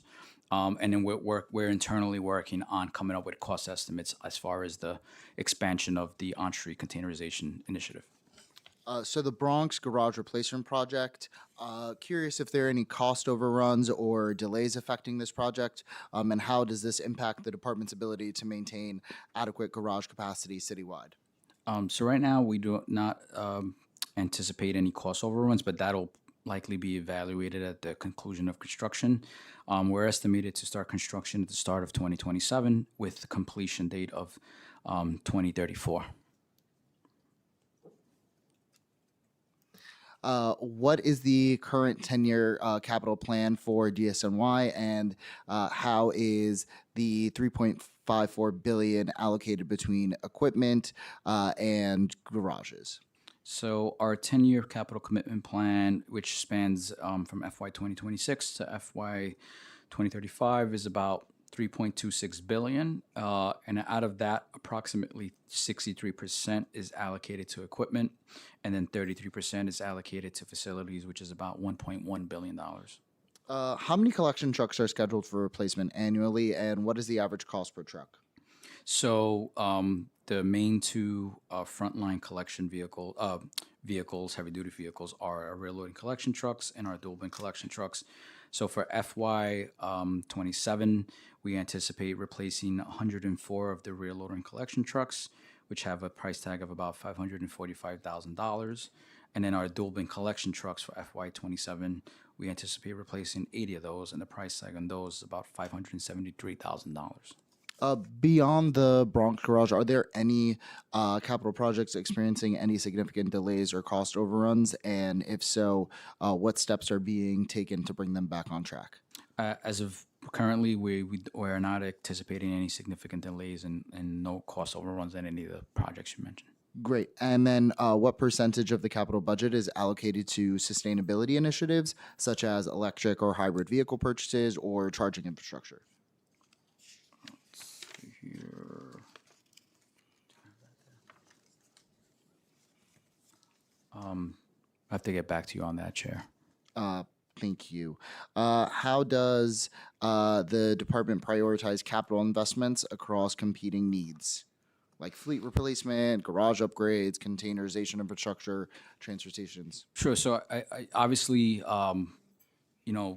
vehicle replacement is one of the things that we always want to make sure that we're not falling behind on, because then there is a cascading effect. Unfortunately, we saw some of that during COVID, where we, didn't purchase any vehicles, heavy duty vehicles, and then that created a ripple effect with, we had to shift some of the operations to subsequent shifts, and then there's extra overtime added to repair some of these aging vehicles. So that's the priority. And then as far as capital investments for our facilities, that's one of the things that we always want to make sure that we're investing in our facilities. But I think there's a delicate balance. As I mentioned, 66% of that goes to fleet, and then the remaining goes to our facilities. Oh, and then just going back, I have the number. So we have, for as far as electric vehicles, as far as sustainability initiatives, we have 25 small alley collection trucks, and then we are replacing, it's about 360 million for bike lane equipment, which is a battery electric vehicle, which is the small sweepers that we have. Thank you. What is the expected useful life of new collection trucks being procured, and how does this compare to the current fleet age? So the rear loading and dual bin collection trucks' useful life is about 8 years, and right now the average is about 5 years for rear loading collection trucks and about 5.5 years for dual bin trucks. Are there opportunities to extend the useful life of existing equipment through enhanced maintenance programs, thereby reducing capital replacement costs? Sure, and that's one of the things that we always look for.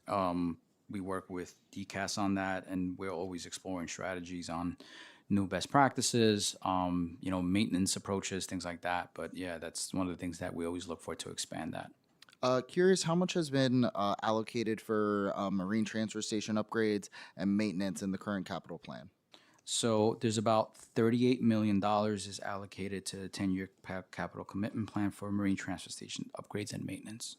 And could you elaborate a little bit on the role the capital budget plays in supporting the transition to mechanical collection for containerization? Sure. So that's one of the things that we are evaluating. We put out an RFP for the side loading collection truck, and that was thankfully approved. Now we are working to see what the expansion of a potential citywide rollout would be. And I think that's one of those things that once we nail down a number, we'll be able to then have a better sense of what that commitment would be on the capital plan. Thank you. And I am so sorry, but I completely overlooked Councilmember Brewer, and I want to make sure. Thank you very much, and thank you for your testimony, which is very detailed, and like everybody else, Frank Lederer is a rock star, but so is Glenn Baldwin, who is the district manager in 7. It's good to hear. So alternate side of the street parking, I don't know if it's a citywide issue, but in Manhattan, it's a big problem because we don't have the cameras yet in Albany. That would be helpful. But in the interim, we literally go leaflet, work with the precinct, then the sweeper comes down the street in some blocks. It's a very labor-intensive project. So my question is, I would think you're kind of losing money on the fact that the sweeper sometimes just goes down the middle of the block because nobody moves. So I'm just wondering, who knows what happens in Albany? I have no idea if that passes. But do we have is there a budget cost to this? And is there any other solution to getting these darn cars to move? They don't even move when they're sitting in the car. I loved your sticker idea last time. Yes, I'm ready for the stickers. Try to get the city council to do it. Yes. So I think it's one of those things that we're just going to have to do with existing resources. So this week, well, actually last week, we focused some of our enforcement efforts on some of those street cleaning regulation areas, and we were averaging about 5,000 parking violations per day, which is very effective. It's one of those things that I'm pulling the supervisors into different directions where there's organics enforcement and know. things like that. But I think it's one of those things we're just going to have to shift back and forth. But I honestly think the sticker is one of the best. Thank you, because I want my colleagues to support me on that. Second, graffiti. You do a great job. How much does it cost, and how often is it done, and how do you decide when and where to do graffiti removal?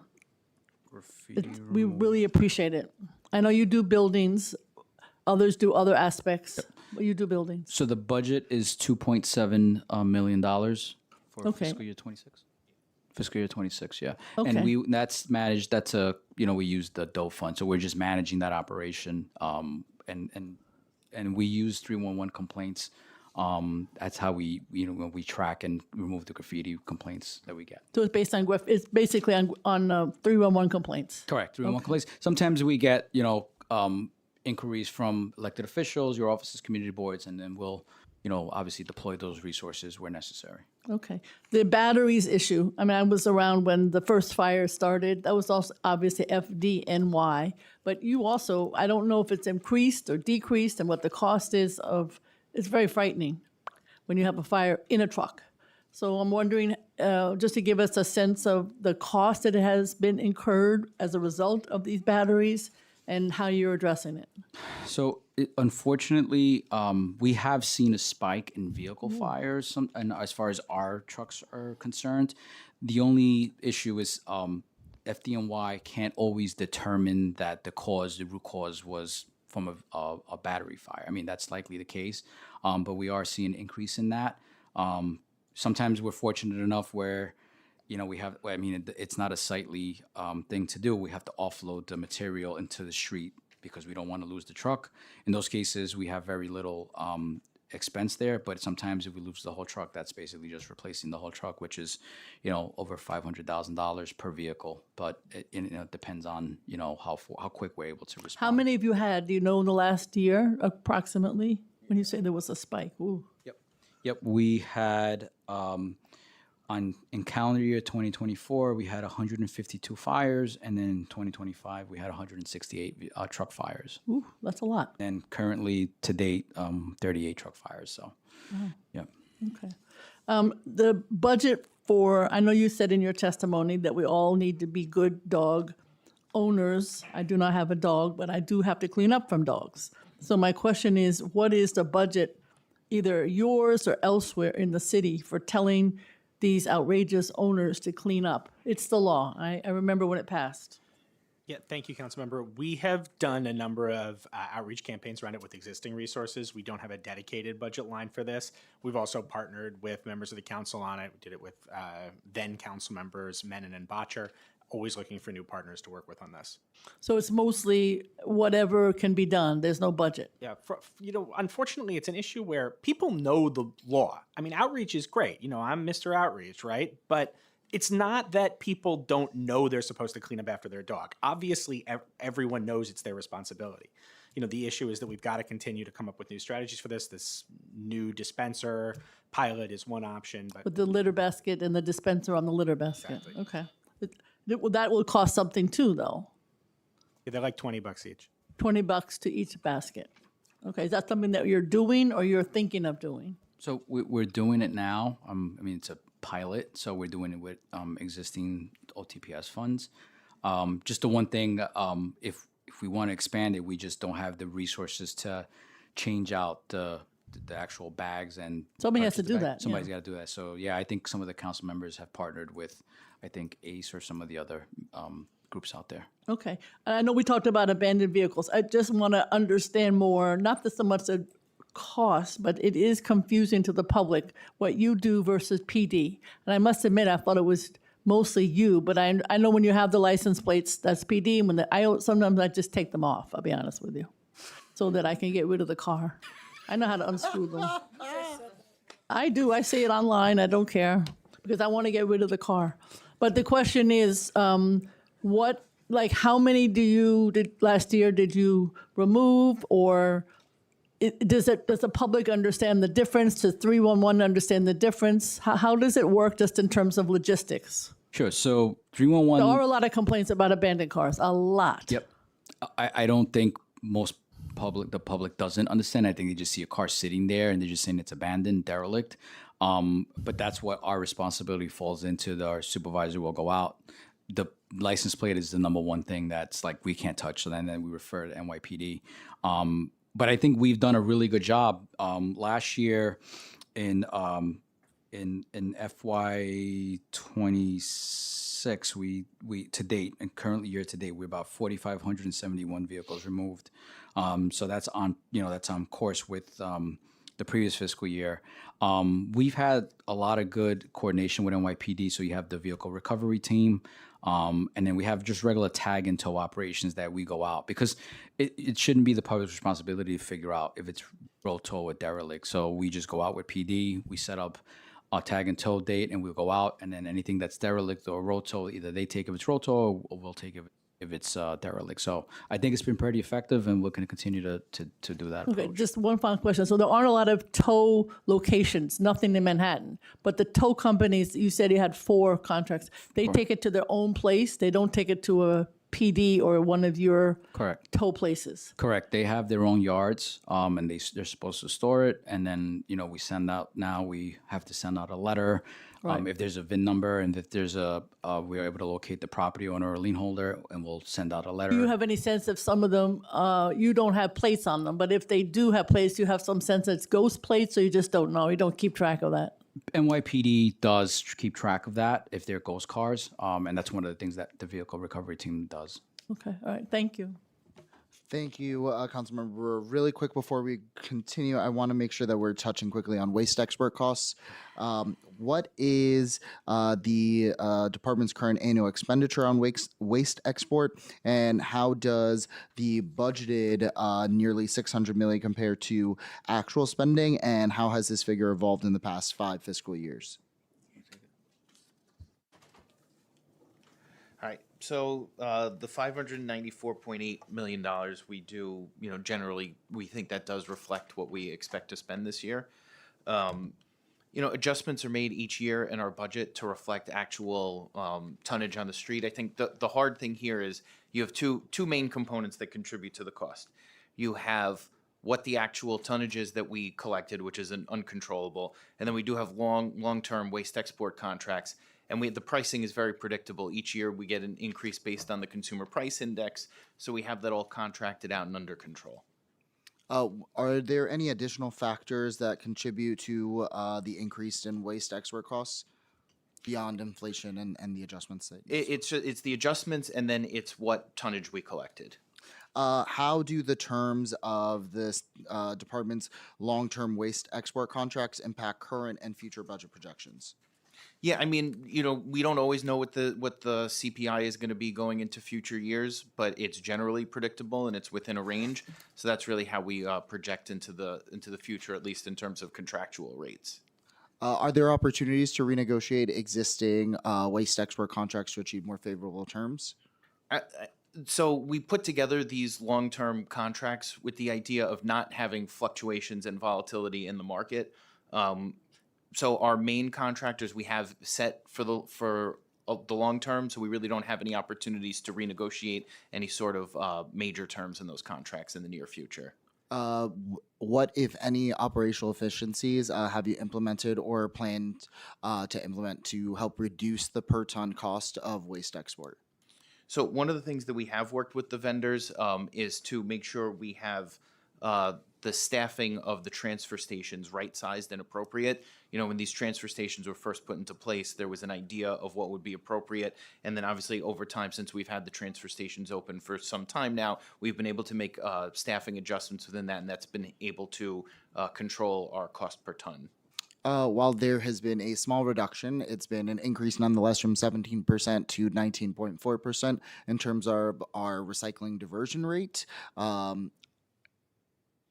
How have any waste reduction initiatives, such as citywide curb composting, affected the volume of waste requiring export and associated costs? I mean, I think as a general matter, the cost per ton on organic waste and on exporting refuse are roughly the same. So it's really just transferring it from one place to another.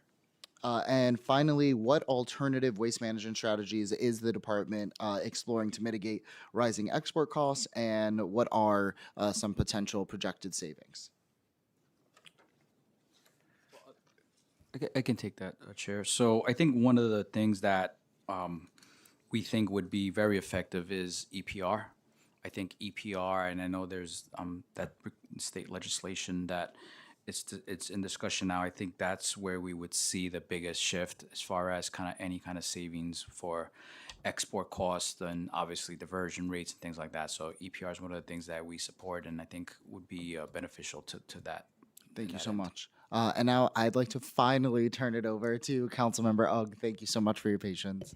Thank you, Chair. Commissioner, you said to my colleague, Councilmember Sanchez, that you believe the agency can meet current vending enforcement with 40 officers. I do find that concerning because I could guarantee you this is not being met in my district. So can you clarify what you mean to that? I mean, are you referring to only expecting licensed vendors, or to the enforcement of vendor regulations, or more broadly, it includes illegal vending and vending in no vending zones?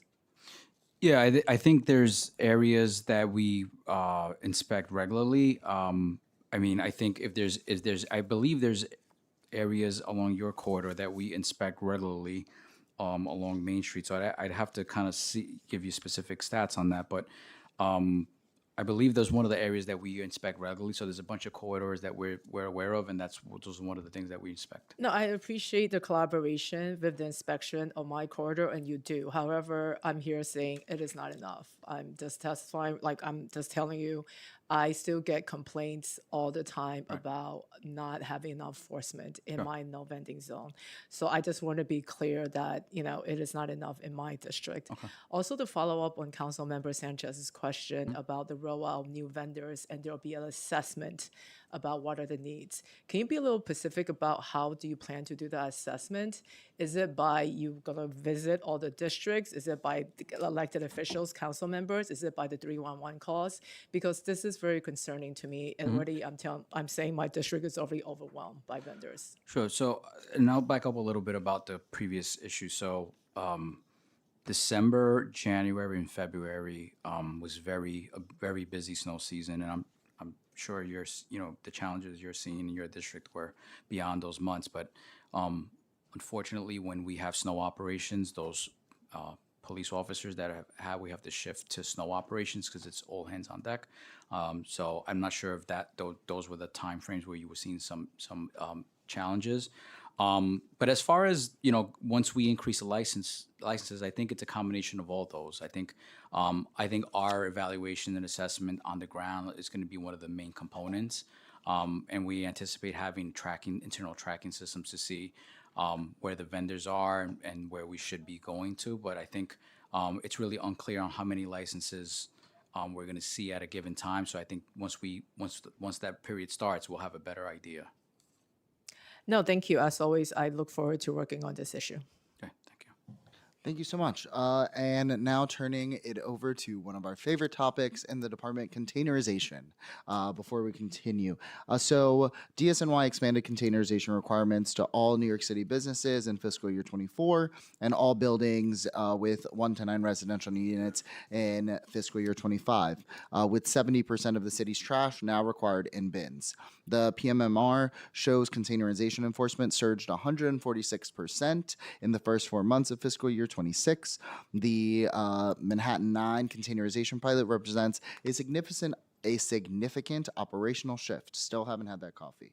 Assessing its success is critical before citywide expansion. What is the current compliance rate for residential properties in M9 using the required containers, expressed as a percentage of total properties? Sure. So right now we've observed very broad compliance in M9. It's been very successful. But since the start of the summons period, so when we started the pilot, which was June 1st, we gave a 30-day warning period. So on June 30th, we started the summons period. We're seeing, as far as the 1 to 9 unit buildings, about 72% of 1 to 9 unit buildings we're saying are broadly in compliance. I mean, meaning they haven't received the summons. And then almost 70% of all buildings in M9 haven't received a warning or a summons. So that's obviously very successful and very broad as far as compliance goes. What is the total cost of the pilot as a percentage of the annual operating budget? And what is the per household cost of implementing containerization in the pilot? So the total cost for PS and OTPS budget for the M9 containerization pilot, it's for schools and residential. It's about 2.1 million, and this is approximately 0.1% of our total operating budget. As far as we don't have that that percentage, as far as the per household percentage, but we can work on trying to get you that cost estimate. Thank you. I'd appreciate that. And given these numbers, what is the projected cost to expand containerization citywide? And what percentage increase would this represent to the department's capital budget? So we're fully committed to reaching citywide containerization, whether it's the wheelie bin or the Empire bin.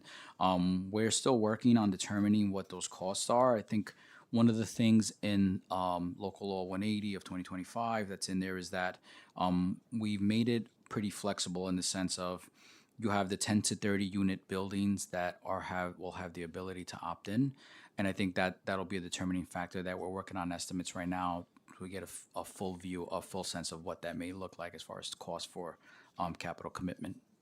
And speaking about costs, what is the estimated cost to upgrade the department's entire fleet to the mechanical trucks that would be needed? And what percentage of the fleet replacement budget over the next 5 years is currently allocated to this? So as far as the side loader collection trucks for the Empire Bin pilot, as I mentioned, we're still working to those projections. But as far as the tipper trucks, currently we have about 10% of our rear loading and dual bin fleet outfitted. So it's about 274 trucks that have the tippers on the back of those trucks. And now as we go into every new purchase for rear loaders and dual bins, those tippers are already installed on the factory, so we don't have to retrofit them. And by what percentage has collection time per route changed with mechanical collection? So that's really something that we're not able to gauge right now because it's just at the pilot, but one of those things that obviously we'll look at once we scale up to citywide and other districts.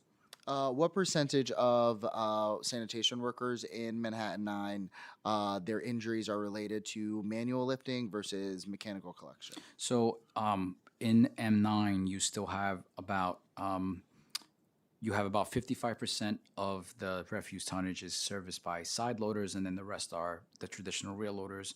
And not only those, but those sanitation workers are still required to, service litter baskets. They do have manual litter patrol, those kinds of functions. So they're still susceptible to the traditional injuries. I don't have numbers specific for M9, but citywide, about over 40% of sanitation worker line of duty injuries are sprains and strains, which is obviously the manual collection of bags. What percentage reduction in overtime has M9 experienced due to increased collection efficiency with these mechanical trucks? So right now there is no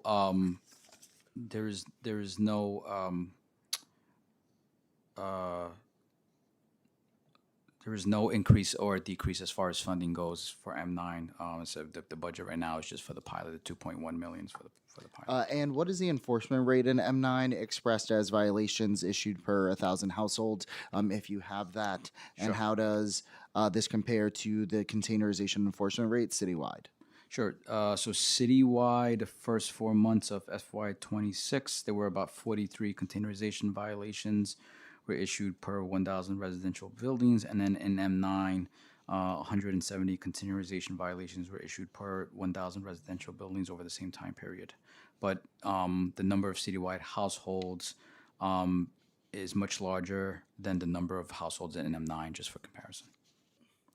And what funding sources are currently used for the pilot implementation? What percentage comes from city capital budget versus federal or state grants? So right now, it's all city tax levy funds. We're not getting any funded provided by any outside parties. There's no state or federal funding in the containerization pilot. Thank you so much. I realize that DEM conference will be starting soon, so I do want to turn it over to Councilmember Hankerson. And then you I'll be as brief as possible. Thank you, Mr. Chair. Really quickly, and if you can just best to your ability, keep the answers concise. I'm going to try and speed through these questions. What is the agency's budget for enforcement officers? Sure. Just grab that.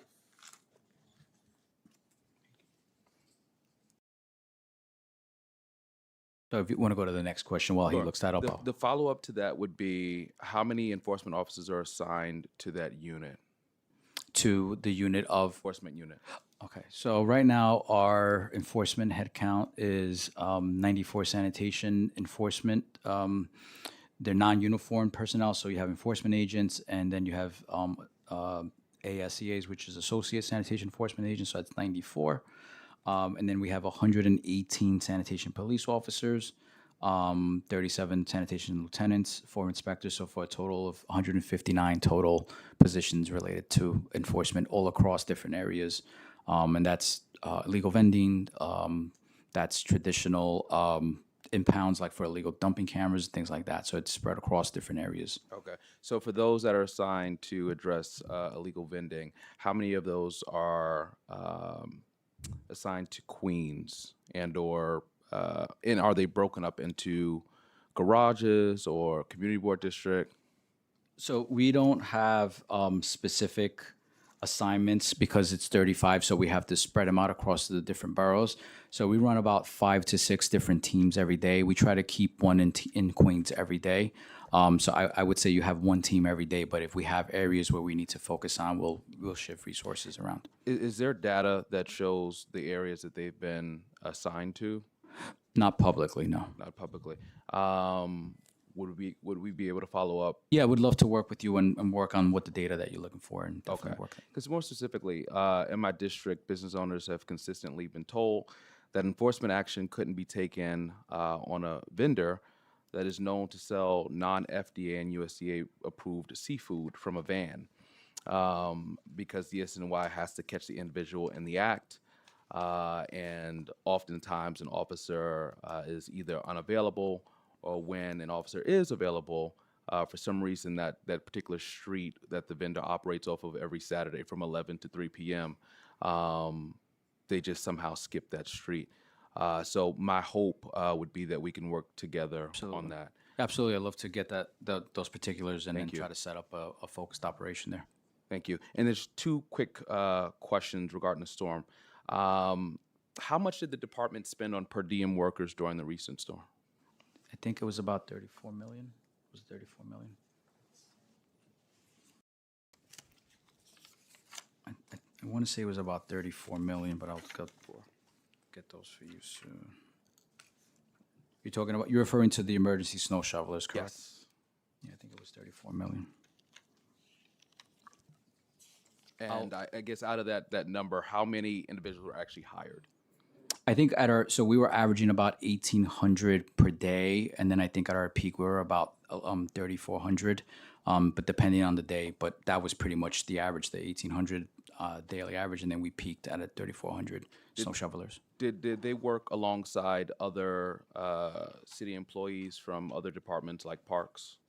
No, so DOT has their own. They receive their own cohort of snow shovelers, so they work together with DOT personnel. Our emergency snow shovelers only worked with our personnel, so we had sanitation workers, enforcement agents, and other enforcement personnel. Yeah, I'm sorry, not 34 million. Ooh, it's 3.4 million. Sorry about Okay, I'm like, that's a lot of money. that. Forgot the decimal. 3.4 million for the recent snowstorm. Correct. Okay. And that's 1,800 folks hired per day. On average per day, and then at the peak it was about over 3,000. Correct. And you said there was no collaboration with other agencies. No, I mean, we had collaboration from other agencies that helped us on pedestrian infrastructure. And I mean, that was greatly helpful. I mean, going back to the first storm, there were about 200 personnel employees from DOT, DEP Parks that helped us on that regard. And then they continued that for the second storm. But I don't know if there was a direct coordination with the other agencies. They just worked alongside us, but not necessarily with those snow shovelers. Okay, thank you. Okay, you're welcome. Thank you so much. And now, Councilmember Vernikoff. Thank you, Chair. Thank you, Commissioner, for being here today to testify. And also, of course, as always, thank you for all the work the Sanitation Department does, specifically for being so responsive with our needs in our district. Okay, my first question is, in your opening testimony, you cited snow removal as one of the three core functions of the agency. We just had, obviously, two very large snowstorms. The first was followed by a temperature freeze that complicated snow removal. Does the 5-year funding formula that's in the city charter make it more difficult for the city to be prepared for these generational snowstorms? No, I think OMB has been very responsive and receptive when we need additional funds for whether it's salt need or anything else as far as the snow budget goes. So I think the way it's currently structured, we have not experienced any challenges, and I don't anticipate that there should be a need to that structure. Got it, thank you. For the last 5 fiscal years, there's been a gap of a couple of hundred from budgeted uniform headcount versus actual uniform headcount. Is there an explanation for that?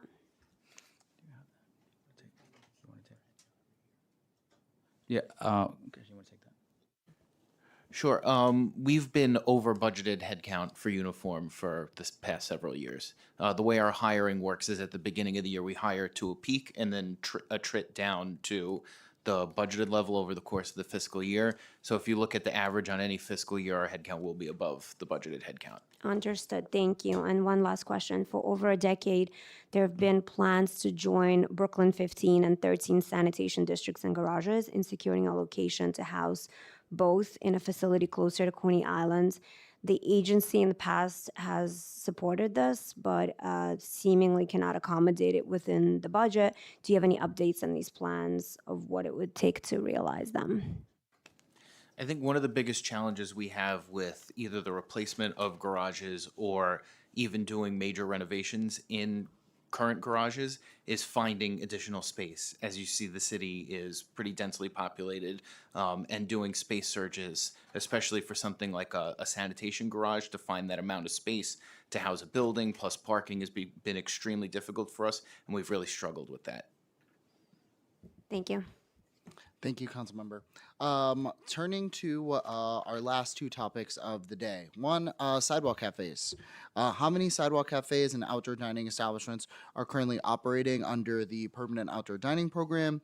And what is the department's role in enforcing cleanliness standards around these establishments? What percentage of the department's enforcement capacity is currently dedicated to sidewalk cafe sanitation compliance? So we defer to DOT on the amount of sheds out there. Only thing we're really enforcing is cleanliness along, or any commercial corridor or any particular segment for a failure to clean 18 inches into the curb, which we issue regularly depending on the observations, not necessarily specific to the sidewalk cafes. We really don't have any dedicated resources for that. What is the estimated annual cost for increased litter basket servicing, grease and food waste management, and rodent mitigation in areas with high concentration of sidewalk cafes?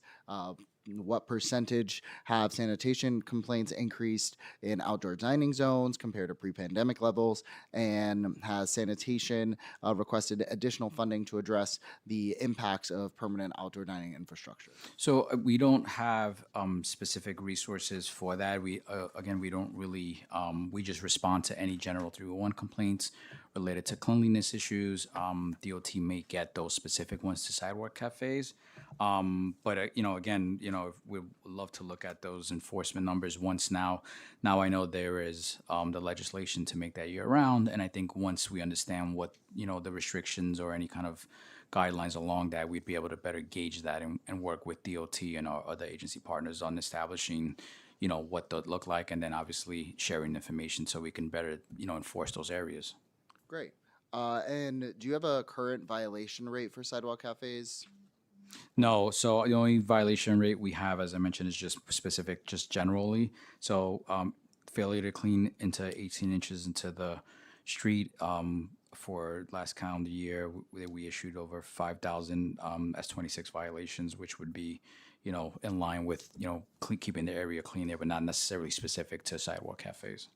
And what percentage of these outdoor dining structures are located in areas where the department already provides enhanced cleaning services versus neighborhoods that receive standard service levels? And how does the department determine whether additional street cleaning passes or litter basket placements are warranted in areas with dense concentration of sidewalk cafes? So I think now that the program is likely to be around, we'll be able to better assess. I think now that they were taken down for the winter, it's hard to really tell what that is. But I think once they're permanently, we'll be able to have that sense of what resources or, diverted resources we would need to make sure that the areas are kept clean.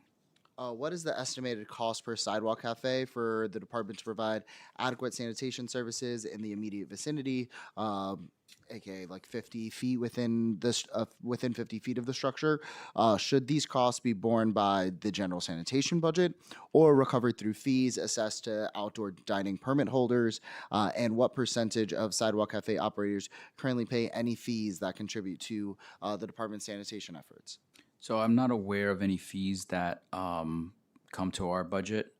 Defer that to DOT. But again, until we really get a sense of where these structures will permanently be, we really can't give a sense of what that would be of the resource need for cleanliness. Thank you. And last but not least, what we are all waiting for, the World Cup and USA 250.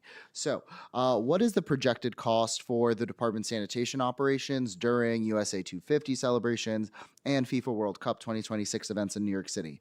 So we're talking about additional personnel, collection trucks, litter baskets, and portable sanitation facilities that will be required. What percentage increase in the operating budget do these major events represent compared to typical summer operations? So I think right now we're just in active conversations with CECM and the event organizers.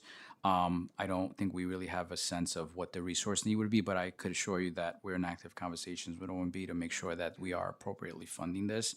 A comparison would be back in 2014, we had Super Bowl Boulevard, and we had more than adequate resources for that event. So I'm sure that that's something, once we know the dates, times, locations, we'll have enough resources to make sure the area is maintained. And we don't manage the outdoor portable restrooms. As far as I would defer those to CECM to see which agency manages that. That wouldn't be DSNY.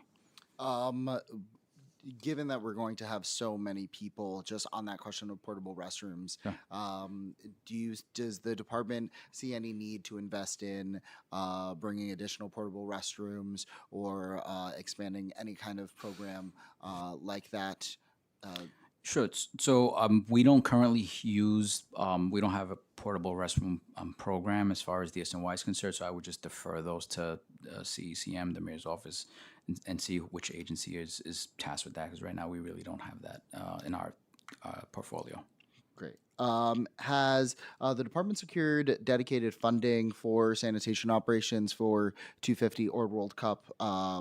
And will these costs, or will the costs be absorbed by the current existing budget? And what is the anticipated tonnage of waste generated during these events compared to normal daily collection volumes, expressed as a percentage? And are there any contingency plans in place if event-related costs exceed the budget allocations? So we don't have any dedicated funding as we speak right now, but I think we've had initial conversations with OMB on that, and I think we'll make sure that we'll have enough resources. As far as contingency plans, we'll always have plans for cleanups. And again, it really depends on the amount of throughput we're getting in some of these areas. But I think, based on any other events that we have, that we normally do cleanups for, I think we'll have adequate resources for anything that comes our way. What percentage of the summer event sanitation costs will be reimbursed by event organizers, federal agencies, or other funding sources versus absorbed by city taxpayers? Also, does the department plan to balance event sanitation needs, or how does the department plan to balance the sanitation needs with maintaining regular service levels in neighborhoods not hosting events? Sure. So we're not aware of reimbursements planned at this time, but I will work with OMB to see if there is anything identified. And as far as making sure that we don't have any other operations or resources impacted, we anticipate running some of these the cleanups costs operations on overtime. So I think we'll have more than adequate resources available, which is working with OMB on the resources and the overtime incurred on these events. It's like you read my next question. What is the estimated overtime expenditure for these events expressed as a dollar amount and a percentage of the total event sanitation budget? How many uniformed and civilian personnel will be dedicated to such event operations? And what impact, if any, will this have on regular collection schedules, streets cleaning schedules in non-event areas during the same time? So since we don't have a definite location of some of these events, we don't have a projection. But I will say that we don't anticipate any challenges with any cleaning operations, collection operations. And thankfully, this is the summer, so we don't have to worry about snow. But I would say that the only impacts we may see is sometimes some of these events close down streets during the day, so we may have to shift some of our collection operations to an early shift, like a midnight to 8. But we don't anticipate any other issues, impacts of regular services. And last but not least, based on sanitation operations during previous major events, so we're talking New Year's Eve. Wow.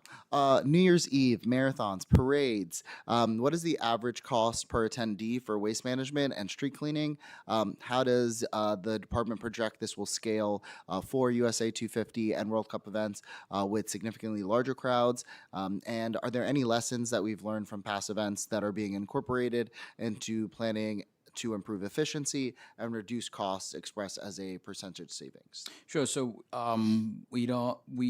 the only thing that we, as far as lessons learned, is once you get into these large event, this type scale operations, having over equipment into some of these areas, it's not really efficient. So we would probably use more of a manual sweeping operation and hand broom, things like that. But as far as anything else, we would just clean up as we normally would any other special event.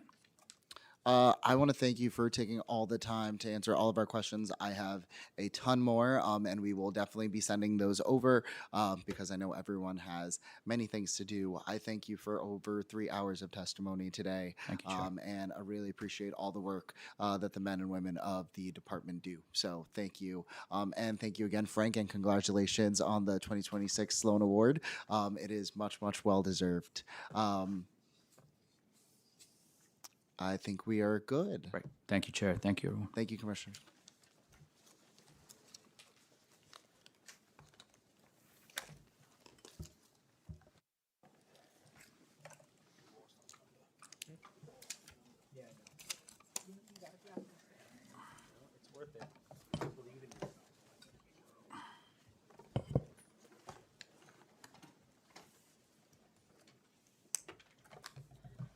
Thank you.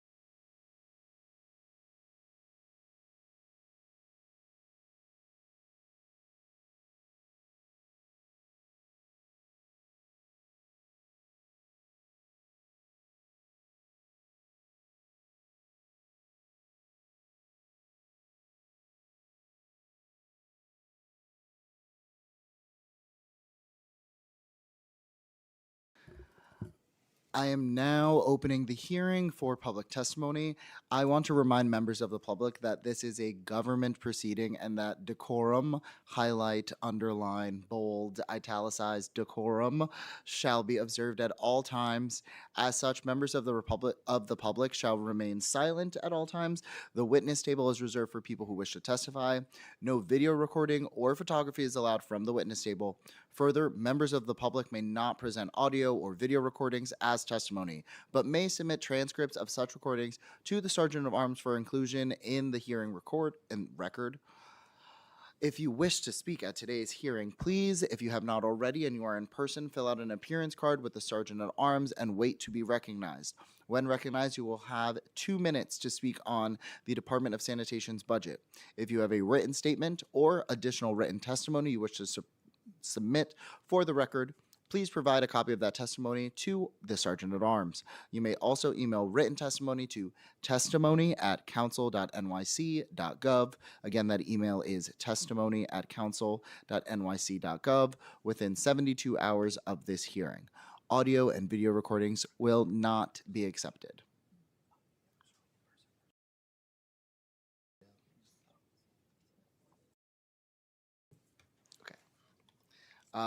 First, we are starting with the first panel will be Rhonda Kaiser, Rebecca Sebnam, Leon Feingold, and Ellen Cooper.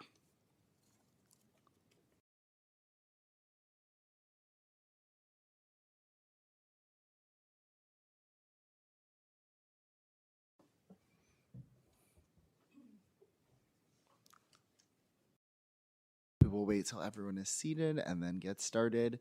We'll start from stage left to right. I hope. And you can begin. Thank you. Good afternoon, Chair Sanchez and the Sanitation Committee. Thank you for this opportunity to speak. My name is Rebecca Subnam, and the first time I ever testified at City Hall was in 6th grade. Cafeteria culture has taught us about the detrimental effects of styrofoam trays we used in school then. I was intensely shy as a kid, but they taught me to believe that it was my right to be heard. I joined my first rally to translate my education into action. The rally gave me enough courage to walk my 11-year-old self all the way down to City Hall from the Lower East Side and testify using what I learned in school. Now I'm here testifying again over a decade later after attending Columbia University with a major in sustainable development and a minor in public health. When I entered my freshman year at Columbia, the foundational environmental education I already had through cafeteria culture provided an understanding of how interconnected the climate crisis is to every aspect of our lives. This allowed me to keep up with students who are much more privileged in resources than me. As I've continued my environmental studies path, this Pablo Freire quote has kept me grounded. When education is not liberating, the dream of the oppressed is to become the oppressor. Comprehensive environmental education teaches students in underserved communities that through advocacy work, we can improve both our own lives and the lives of others. Our successes are not mutually exclusive, and we don't have to adhere to systems that oppress us. The advocacy skills I learned in between the lines of CAFCU lesson plans built confidence in me and my fellow peers who are often overlooked, showing us that another world is possible for us to co-create. I am here in front of you now as a cafeteria culture teacher in an after-school class at the Lower East Side Girls Club. I have the honor of mentoring students just like me. By reinvesting in my community, I can help these young students come up with innovative solutions to issues that burden our shared community and dream bigger than our circumstances. I wouldn't have the opportunities I did, gotten into the college I did, or become the person I am proud of today if it wasn't for the transformative environmental education I received in public schools through cafeteria culture, all powered through New York City Council discretionary funding. Thank you for your time. Thank you for your testimony, and I see you, Paulo Freire. Hi, good afternoon, Chair Sanchez, and thank you for this opportunity to speak also. I'm Rhonda Kaiser. I'm the Policy and Program Director for Cafeteria Culture. We are an environmental education organization, and our students become climate leaders and bring about systemic change by taking hyperlocal action in their own school cafeterias. We catalyzed the elimination of styrofoam from school cafeterias in New York City and across the country. Our students started monthly plastic-free lunch days in New York City public schools and twice a year nationwide. And now these monthly events have led to measurably significant reduction in single-use plastics in school lunches on a regular lunch service days from 2022 until now. Cafeteria culture is deeply grateful to you, the New York City Council, for your investment in FY25 and FY26 that has funded us to teach our compost education curriculum and to develop our pilot and latest systemic waste reduction initiative, Mindful Choice Meals, a program that has reduced cafeteria food waste by 50% in the schools that we piloted in and increased student consumption by 15 to 46% in our pilot schools, just by allowing students to choose what they want to eat within the USDA guidelines. Our trusted partners, New York City Public Schools Office of Food and Nutrition Services, are collaborating with us this spring to scale Mindful Choice Meals this year to 32 schools, one per district. New York City Public Schools spends between $200 and $250 million annually on school meals, making it the second largest institutional food provider in the United States after the US military. Reducing cafeteria food waste represents a major opportunity for significant fiscal savings and climate impact. This is a moment for New York City Council to invest in scaling solutions that work. With greater investment from New York City Council, we can move from district pilots to citywide implementation, dramatically reducing cafeteria food waste and our climate footprint while saving millions in food costs and giving students a meaningful voice in how their cafeterias operate. Thank you so much for your testimony.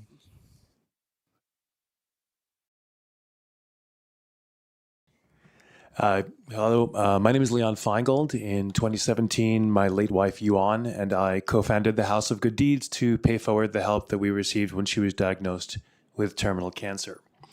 We have grown drastically since then. We recently opened our first permanent headquarters. We manage 4 rescue transport vehicles and we serve all 5 boroughs. Our volunteers partner with businesses and community members alike to rescue and redistribute essential goods at no cost to donors or recipients, and we do it bigger and better than anyone else. In 2025, we rescued 5 tons every month, more than half of it food.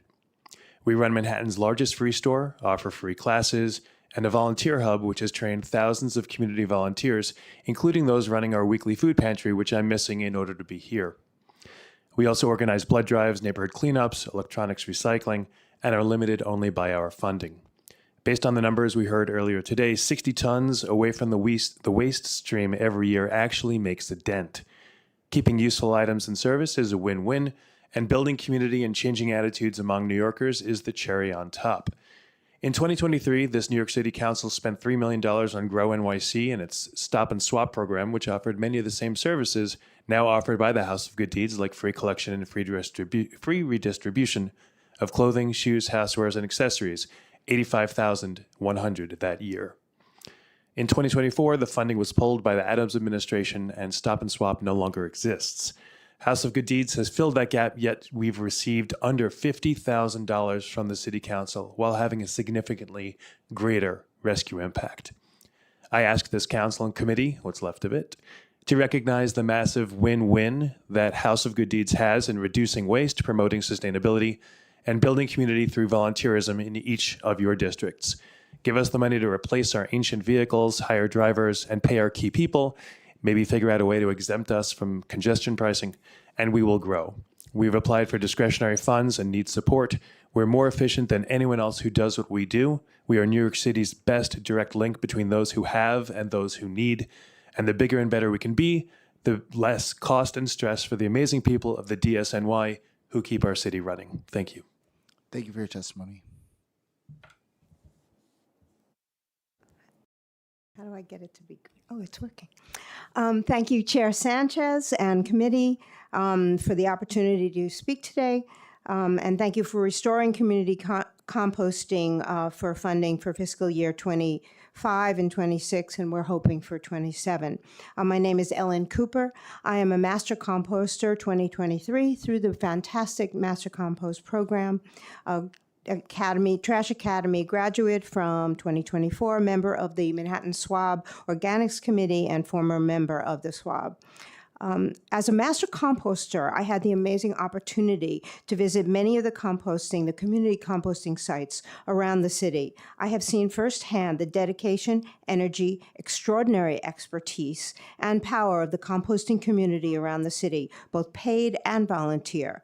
It is interracial, intergenerational, knowledgeable, and passionate. I urge you to continue funding community composting. It is an essential part of New York City's citywide composting programs. It would have a destructive effect on the environment if it cut. The programs took decades to build and are now part of the fabric of our city. It's a tiny part of the budget, but the impact is huge. There are thousands of dedicated citizens, both paid and volunteer, who make the compost program run, and millions of pounds of high-quality compost that make our parks, gardens, street trees, air, and neighborhoods healthier and flood-resistant. We should be increasing community composting, not eliminating it. While it is still the whole curbside program is still in its infancy, community compost is the beating heart of the program. They work hand in hand. The citizen outreach and education provided by hundreds of community composters is irreplaceable. This is a volunteer army who support the small staffs and help build the community compost program. The additional help and expertise to educate and inspire citizens, provide the food drop-off places. The more people who learn about composting through community composting, the more likely they are to support the curbside program. Please keep it going. It's non-negotiable. Thank you. Thank you so much for your testimony. And thank you to our first panel.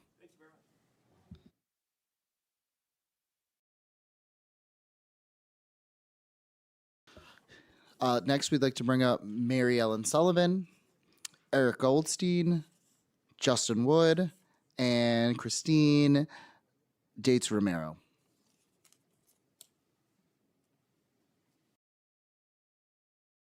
You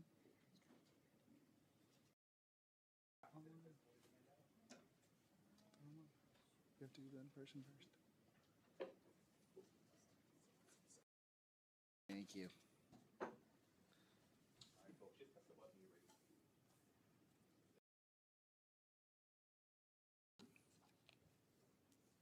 Again, we'll start with stage left. You may begin.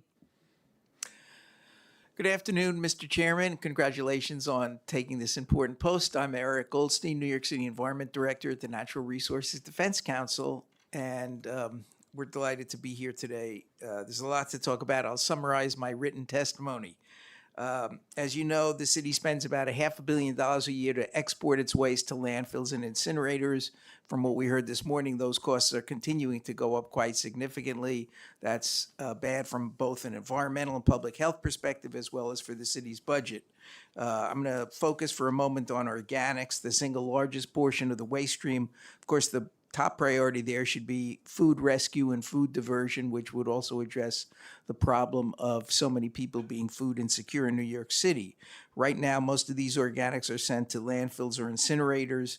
Making matters worse, those landfills and incinerators are usually in poor or black and brown communities. We've got a couple of recommendations. First, it's essential that the department be fully funded to provide a more comprehensive and broad-based educational effort to boost participation in this program, which, as was noted earlier, is much lower than in cities with mature composting programs like Seattle, San Francisco, and Portland. We need these additional educational efforts, along with enforcement, to reach out to residents on a regular basis in multiple languages in a variety of forums with specific initiatives to commit and communicate with building managers and landlords and school children. It's got to be a broad-based program. The department needs to do more in that area. Second, we strongly urge the council to provide funding for nonprofit organizations that run community composting operations in all 5 boroughs. NRDC gets no financial remuneration from that effort, but and to its credit, the council stepped in last year to provide funding for 14 spectacular nonprofits across the city. These groups are the frontline champions of composting, They help to reduce the amount of organics that must be landfilled or sent to incinerators. They produce useful finished compost that can replace chemical fertilizers, benefit our parks, landscapes, help street trees and gardens and houseplants grow. And they work across the boroughs with our community gardeners and school children. These organizations play an unheralded role in neighborhood revitalization. There's more we have to say about commercial waste zones, containerization, litter basket service, and lot cleaning, which are essential and always downplayed in the department's preliminary budget. And finally, we urge you to reaffirm support for the Glick-Harpingen Packaging Reduction and Recycling Infrastructure Act. That's the EPR legislation the commissioner spoke about that could provide as much as $150 million a year, according to the Sanitation Department, back to the city from manufacturers. And we hope the council will once again let everyone in Albany know of the city council's strong support for that state legislation. Thank you for your attention. Good afternoon, Chair Sanchez, and thank you for holding this meeting. My name is Christina Datz-Romero. I'm the Executive Director of the Lower East Side Ecology Center and here to testify about the need to continue funding community-based programs. The Ecology Center started its compost program in the 1990s to educate New York City residents about composting. Since the 90s, composting has gained in popularity with the implementation, obviously, of the citywide curbside program in 2024. While community composting programs have paved the way to implementing a universal collection program, our work is not done. Currently, the curbside organics capture rate is at 10% of its potential. Here is where community composting comes in. We are the trusted experts and play a crucial role in educating people about composting. When people see the composting process up close in their community, when they hold the finished product in their hands, utilizing compost to fertilize their gardens or street trees or taking care of their houseplants, the reason to compost become tangible and they feel good. Compost, by nurturing the soil, nourishes a greener, healthier, more resilient city, creates community, and creates green jobs right here in the city. There is a network of 15 organizations dedicated to turn food waste into finished compost, and as a member of the New York City Community Compost Network, we like to thank, first of all, the council for their support in the past and request that this support continue to go on in FY27. Thank you. So much for your testimony. Hi, good afternoon, Chair Sanchez. Thank you so much for the opportunity to testify, and committee staff. My name is Justin Wood, New York Lawyers for the Public Interest, and a founding member of the Transform Don't Trash New York Coalition. We'll submit written testimony, but just wanted to get to 3 items about the FY27 budget. First of all, commercial waste zones. We urge the Mamdani administration and council to continue realizing the full vision for the landmark commercial waste zone system by simultaneously uplifting historically exploited workers, eliminating millions of unnecessary truck miles from our streets, and diverting millions of tons of unnecessary commercial waste that's disposed in landfills and incinerators. We've got 9 zones scheduled for implementation by August. We strongly support the continued and expedited rollout of this landmark reform. And we note that the anticipated $7 million in administrative fees would cover many of these costs. However, in DSNY's first annual report on commercial waste zones, we were troubled that almost 3/4 of commercial waste in the initial zone was found to be disposed in landfills and incinerators. So we view this as a really unique opportunity for DSNY to more robustly invest in waste diversion, food rescue, food donation, and other recycling programs in the commercial sector, and urge that the budget include ample funding to ramp those programs up simultaneously with commercial waste zones outreach. Secondly, we urge the council and the budget to include funding for realizing the waste equity goals of the current solid waste management plan by utilizing at least one marine or rail transfer station to accept commercial waste and eliminate unnecessary truck miles from the commercial sector. back and forth to outer borough environmental justice communities where the private truck-based transfer stations are located. This could be done in the form of a pilot program, for example, as the Manhattan commercial waste zones are rolled out, and we have an underutilized marine transfer station in Manhattan. I'll wrap up. Thirdly, we strongly support robust infrastructure, public education, and enforcement of both residential and commercial organics laws. We also hope to see the department roll out plans and have funding to roll out plans for additional large or medium-sized compost facilities that replicate the success of the Fresh Kills facility in Staten Island. Thank you so much. Thank you so much for your testimony. Chair Sanchez, committee staff, thank you for the opportunity to testify today. My name is Mary Ellen Sullivan, and I'm chair of the Brooklyn SWAB, and I'm here to share our all SWAB testimony. After nearly 40 years of relying on the same strategies to increase diversion without meaningful progress, it's time to try something different. New York City now regularly spends $500 million per year to export the majority of its residential waste, about 3.2 million tons annually, to landfills and incinerators outside the city. For fiscal year 2027, $480 million is budgeted and will almost certainly increase to over $500 million as exports costs are reconciled with actuals and increased fuel costs. Increasing diversion to recycling and composting will not significantly reduce these costs.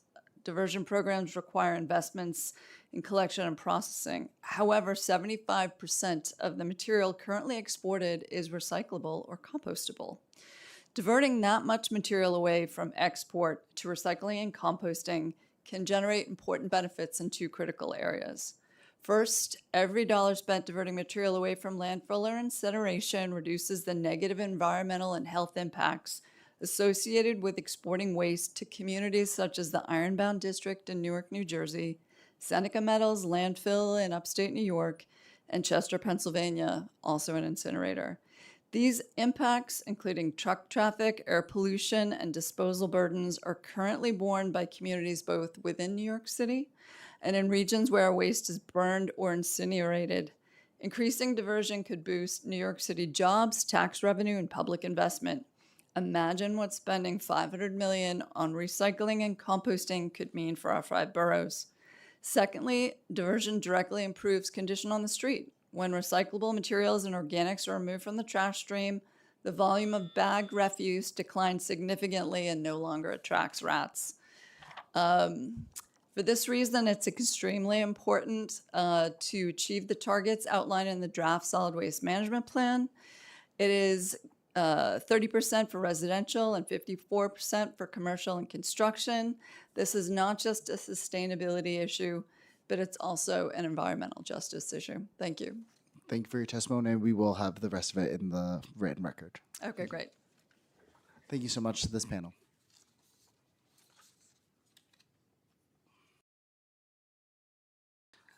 Can we do the kids first?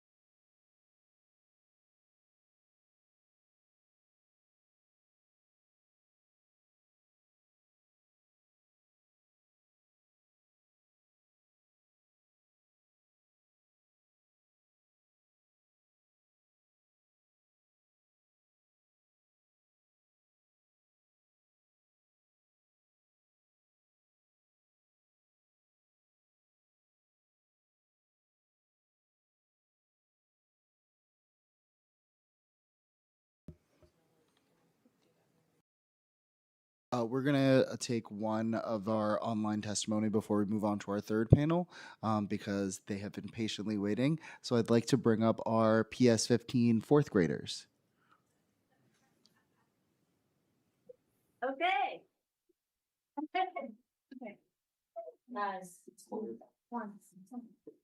Good morning. Thank you, Chair Sanchez and the Sanitation Committee for allowing us to speak today. We are fourth graders from PS15 in Red Hook, Brooklyn. We live in Environmental Justice Zone in Red Hook, Brooklyn with a lot of traffic. Cafeteria culture taught us that there is no away for our trash. We learned that when our trash leaves our homes or our school, first it goes to the Hamilton Avenue waste transfer station nearby. Then it goes by truck to a barge at the marine terminal in Elizabeth, New Jersey. Then it gets trucked to a landfill all the way in Virginia.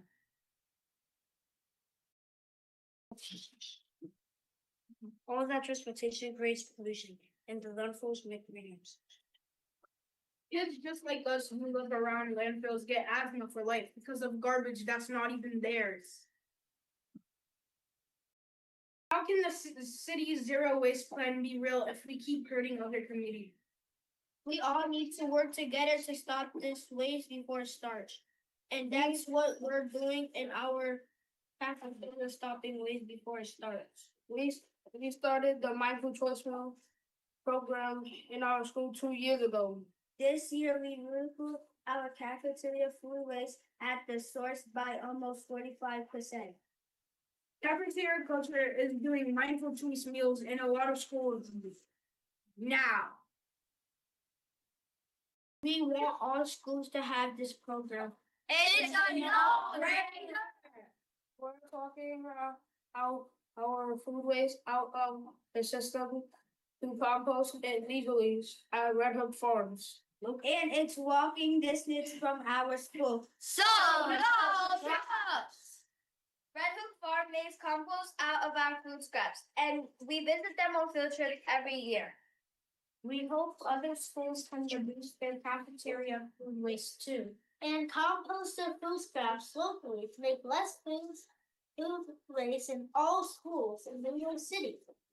So we could stop hurting kids like us who live near landfills and faraway places. We hope the city keeps supporting environmental education and local composting. Thank you. Thank you to our PS15 fourth graders for your testimony. The kids are all right.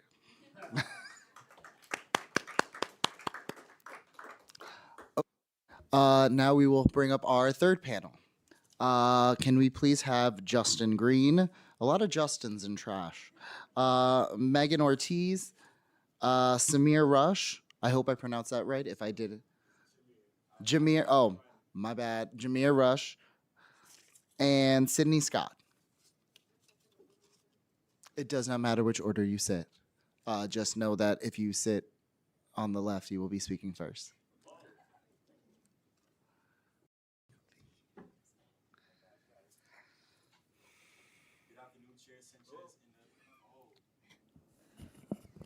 My fault. This is the first time here. Good afternoon, Chair Sanchez and the Sanitation Committee. I'm Jameer Rush. Thank you for this opportunity to speak today. I'm here as a direct result of quality environmental education funding. I was trained by Green City Force, an environmental education organization where I learned about agriculture, infrastructure, and composting. Now I work with Cafeteria Culture as their compost coordinator. This is a position created to pilot the possibility of replicating the practices of processing food scraps in nearby community composting sites in New York public schools and New York City public schools. Our work is also powered through New York City Council's discretionary funding. I work in Cafeteria Culture's partner schools to collect food scraps in the cafeteria and compost it locally. To date, I have collected more than 1,200 pounds of school food scraps. That amount is heavier than a fully grown Kodiak bear. At one partner school, we processed all of the food scraps we collect through a local composting site that is operated by our partner organization, Compost Power. In the cafeteria, I'm able to interact with all students in the school. I teach them what I learned in environmental education, that local composting keeps the resources in the community and reduces truck traffic. Middle schoolers typically walk up to me and introduce themselves and have regular conversations with me. I'm sure my age and who I am makes me seem more approachable to them. In engaging with me, these students who are often hard to reach suddenly are exposed to composting, agriculture, and environmental equity. Through my pilot position as compost coordinator, I'm able to bridge school cafeteria food scraps collection with local solutions that directly benefit the community. With further funding, we will be able to begin to scale these local composting pilots in the next year. Thank you for your testimony. Of course. And congrats on your first time. Good afternoon, Chair Sanchez and the Sanitation Committee. Thank you for this opportunity to speak. I am Megan Ortiz, and I work with Cafeteria Culture as a member of the teaching staff, as well as mentor and support our compost coordinator with his work in cafeteria food scrap collection. I started as a Cafeteria Culture student in 2020 when I was a junior in high school, and I became fully employed by them after working a waste audit in 2024. In complete honesty, I have always found it incredibly difficult to speak in front of groups of people, to the point where I even deemed it an impossibility for myself. Me standing before you today is a testament to the work and teaching of Cafeteria Culture. They push you to always challenge yourself and show you that anything is possible. Cafeteria Culture makes it a point that every student we work with has the opportunity to engage with the content in a way that is comprehensible to them, that no student is left behind or feels as though their voice isn't heard. I remember meeting one of our current 8th grade students just a year ago when she was a 7th grader who was shy and refused to make eye contact, now confidently running up to people in order to interview them for a community survey. It is with the experience I have gained from Cafeteria Culture now as a teacher that shows me how it is incredibly important to meet students where they are. And that is a skill I hope to continue honoring in our work.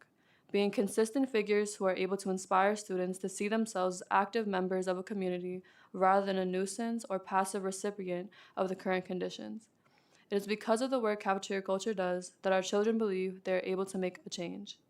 Our work is powered through New York City Council discretionary funding, and through your greater investments in Cafeteria Culture, we hope to empower more students. I dream of a day where our work can reach children in all 5 boroughs, inspiring the hope and the confidence that I have achieved through Cafeteria Culture. Thank you. Thank you for your testimony. Hi, I'm Justin Green. Thanks. I'm the Executive Director of Big Reuse, one of the groups that received funding from City Council. When Mayor Adams cut funding in FY24, programs that had been in existence for decades got cut at Department of Sanitation. So there are really no more community-based programming at Department of Sanitation. There's not funded through City Council. That funding that kicked in funded our work at 13 other groups across city. Cafeteria Culture, which you've heard, is doing amazing work. Earth Matter at Governor's Island, Red Hook Farms, East New York Farms, Compost Power, BK Rot, New York Botanical Gardens, Queen Botanical Gardens, Snug Harbor, Earth Matter, Lower East Side, Grown YC, and Brotherhood Sister Soul. So it's funding groups across the city, all doing really interesting, innovative composting work that's really needed to educate people on composting. Right now, they don't have a budget besides this EPA budget. OMB is restricting DSNY in terms of outreach funding. So all the funding that's going for outreach is through City Council and City Council community-based funding. They have some EPA funding that they're going to use on mailers or other stuff, but out in the community, it's really groups like ours. With our funding at Big Reuse, we do a lot of different things. We have a mid-scale composting site in the Gowanus. We'd love to have you come check out. We opened a site in Central Park, working with Central Park Conservancy to compost their yard waste. We have 20 food scrap drop-offs throughout the city. We install rat-proof composting cubes in community gardens. We're at New Roots in your district, working with a lot of programming there.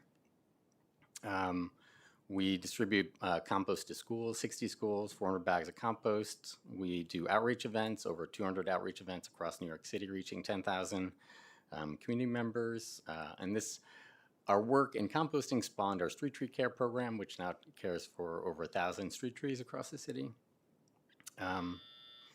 And so we're here to encourage you guys to keep funding the Speaker Initiative for Community Composting because it has had amazing impacts across the city. Thanks for your time.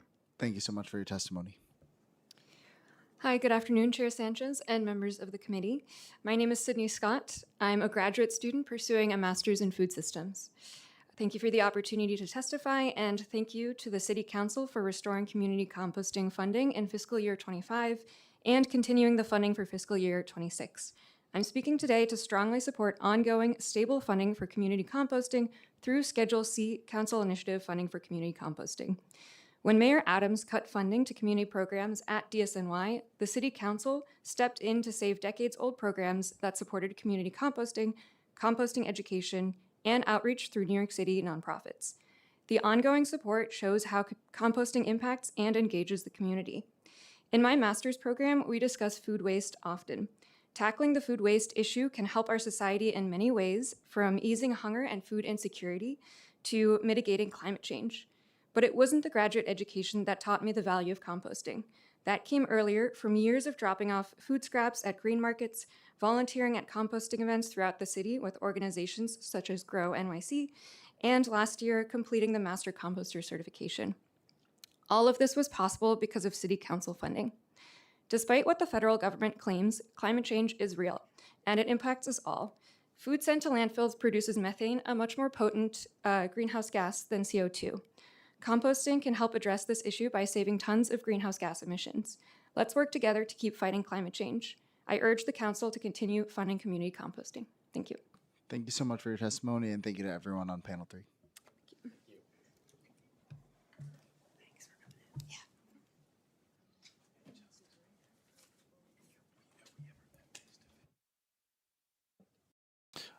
Before we head completely to our Zoom testimony, wanted to make sure there were no last folks in the room that wanted to testify that have not already put in a request with the Sergeant at Arms. Going once, going twice. Sold. Now I'd like to bring up Mary Arnold on Zoom, please. I'm testifying. Hi. I'm testifying for Civics United for Railroad Environmental Solutions, which formed in Queens in 2009 to address quality of life problems from antiquated freight locomotives and waste export by rail. The Department of Sanitation of New York kind of brags that 85% of waste exported from New York City is hauled at some point by freight rail. And this budget supports that business as usual export to disposal. But exporting waste by rail instead of using a different transportation mode doesn't reduce the tonnage or toxicity of waste, and it doesn't eliminate quality of life, health, and environmental problems in neighborhoods within and outside New York City, where all that waste is tipped, processed, hauled, landfilled, and incinerated. Using rail to export New York City's waste is nothing much to brag about. Capturing and diverting waste from export at the increased levels that are in DSNY's Solid Waste Management Plan draft would reduce neighborhood problems and really be something to brag about. Please shift existing funding to actions that support DSNY's 30% and 54% diversion goals instead of just business as usual funding of filthy, unhealthy waste export by rail. Why do I say filthy and unhealthy? With few exceptions, the locomotives that haul waste are high-polluting 1970s diesel technology. Especially during the warm weather months, municipal solid waste rail containers too often emit the stench rats love because a third of the material in the black bag trash is organics. Construction and demolition debris, C&D, can contain heavy metals, PCBs, asbestos, and other toxics. Yet C&D is crushed, dumped, and hauled in open-top rail cars with floor drains, resulting in emissions of toxic blow-off leachate and gas. Your time has expired. Thank you. Thank you so much for your testimony. And any of the testimony that you didn't get to, you can please submit it, and it will be saved in the written record. I have done so. Thank you. Thank you so much, Mary. Can we please have Claire Mifflin? You may begin. Hi, I'm sorry I've lost my voice, but I'm going to try and send it in as written as well. I'm in support of of waste containerization and community composting, actually. But in waste containerization, I have ideas of how it could be improved. I mean, our sidewalks are covered in bins, and managing them is expensive. Our recent report, The Hidden Cost of Trash, shows that small buildings pay over $100 per apartment per month to manage their waste, often just taking it from bins on the sidewalk across to the street. Our solution of shared on-street containers for trash, recycling, and organics used directly by residents could clean up sidewalks, increase diversion rates, and reduce operating costs. Large new buildings shouldn't need empire bins also. They shouldn't be given hundreds of linear foot of curb space for permanent storage of their trash. Our solution, temporary rolling out of four-wheel bins that can be attached to the trash chutes, means porters no longer need to lift tons of plastic bags per week and has been rolled out successfully in Hoboken as a pilot and now is being permanent. Our report Curb Alert also looked at on-street commercial waste containerization and interviewed small businesses who said how that it was a problem for them to use these bins and have them permanently outside their storefronts because people just put their waste in it, passers-by or residents living above. And haulers said it was hard for them to make money on routes with low volumes of organics as they have to charge less. Again, shared on-street containerization would help solve both of these problems and should be offered before DSNY start fining small mom and pops for not separating organics when it's so tough for them and when the chains are not doing it themselves. I'd also like to ensure community composting continues to be financed. It'll have to be through City Council in the next year or so, but I would love to see it baselined in DSNY once the contract. Your time has expired. Thank you. I'm done. Thank you so much for your testimony. Next, can we have Alex Stein? Thank you, guys. I don't know, can you hear me? All right, guys, I just want to start off by saying that I love Mayor Mamdani, and I voted for him. I support him 100%. I like his wife. And one thing, he handled all of the snow incredibly well, but he made a campaign promise that he was going to lower the prices of falafel. And I'm going to be honest, I eat falafel every day. I'm the plant-based pimp. And I feel like right now the prices are still pretty high because you guys are giving these people a lot of restrictions. So you guys need to reduce restrictions. So I wrote a little poem. So, oh, forget that Iran mess. It's just sand and a bunch of stress. I'm hyped for the falafel fight. Chickpeas clash in a pit of spice delight. Pitas pounding hard through the day and night. Mamdani, you are a brown king, walking around with your anti-Semite swing. Loosen the rules, let the cheap each ring. Food carts free, prices drop like a bomb. Jihadi vibe strong, keep the passion calm. Mamdani, you are my mom. Love those terrorists riding on the camel. I don't give a dang, cause your food truck has a handle to my heart. It makes me fart. If I'm being real, I'll accidentally shart in the Apple store, cause I'm at the Genius Bar. Cause I cracked my screen, cause a guy robbed me on the subway train. All I was doing was buying cocaine. Mamdani, you're the mocha man. I'm your number one anti-Semite. Thank you for your Time has expired. Thank you. Thank you for your testimony. And with that, the preliminary budget hearing for the Committee on Sanitation and Solid Waste Management is officially closed.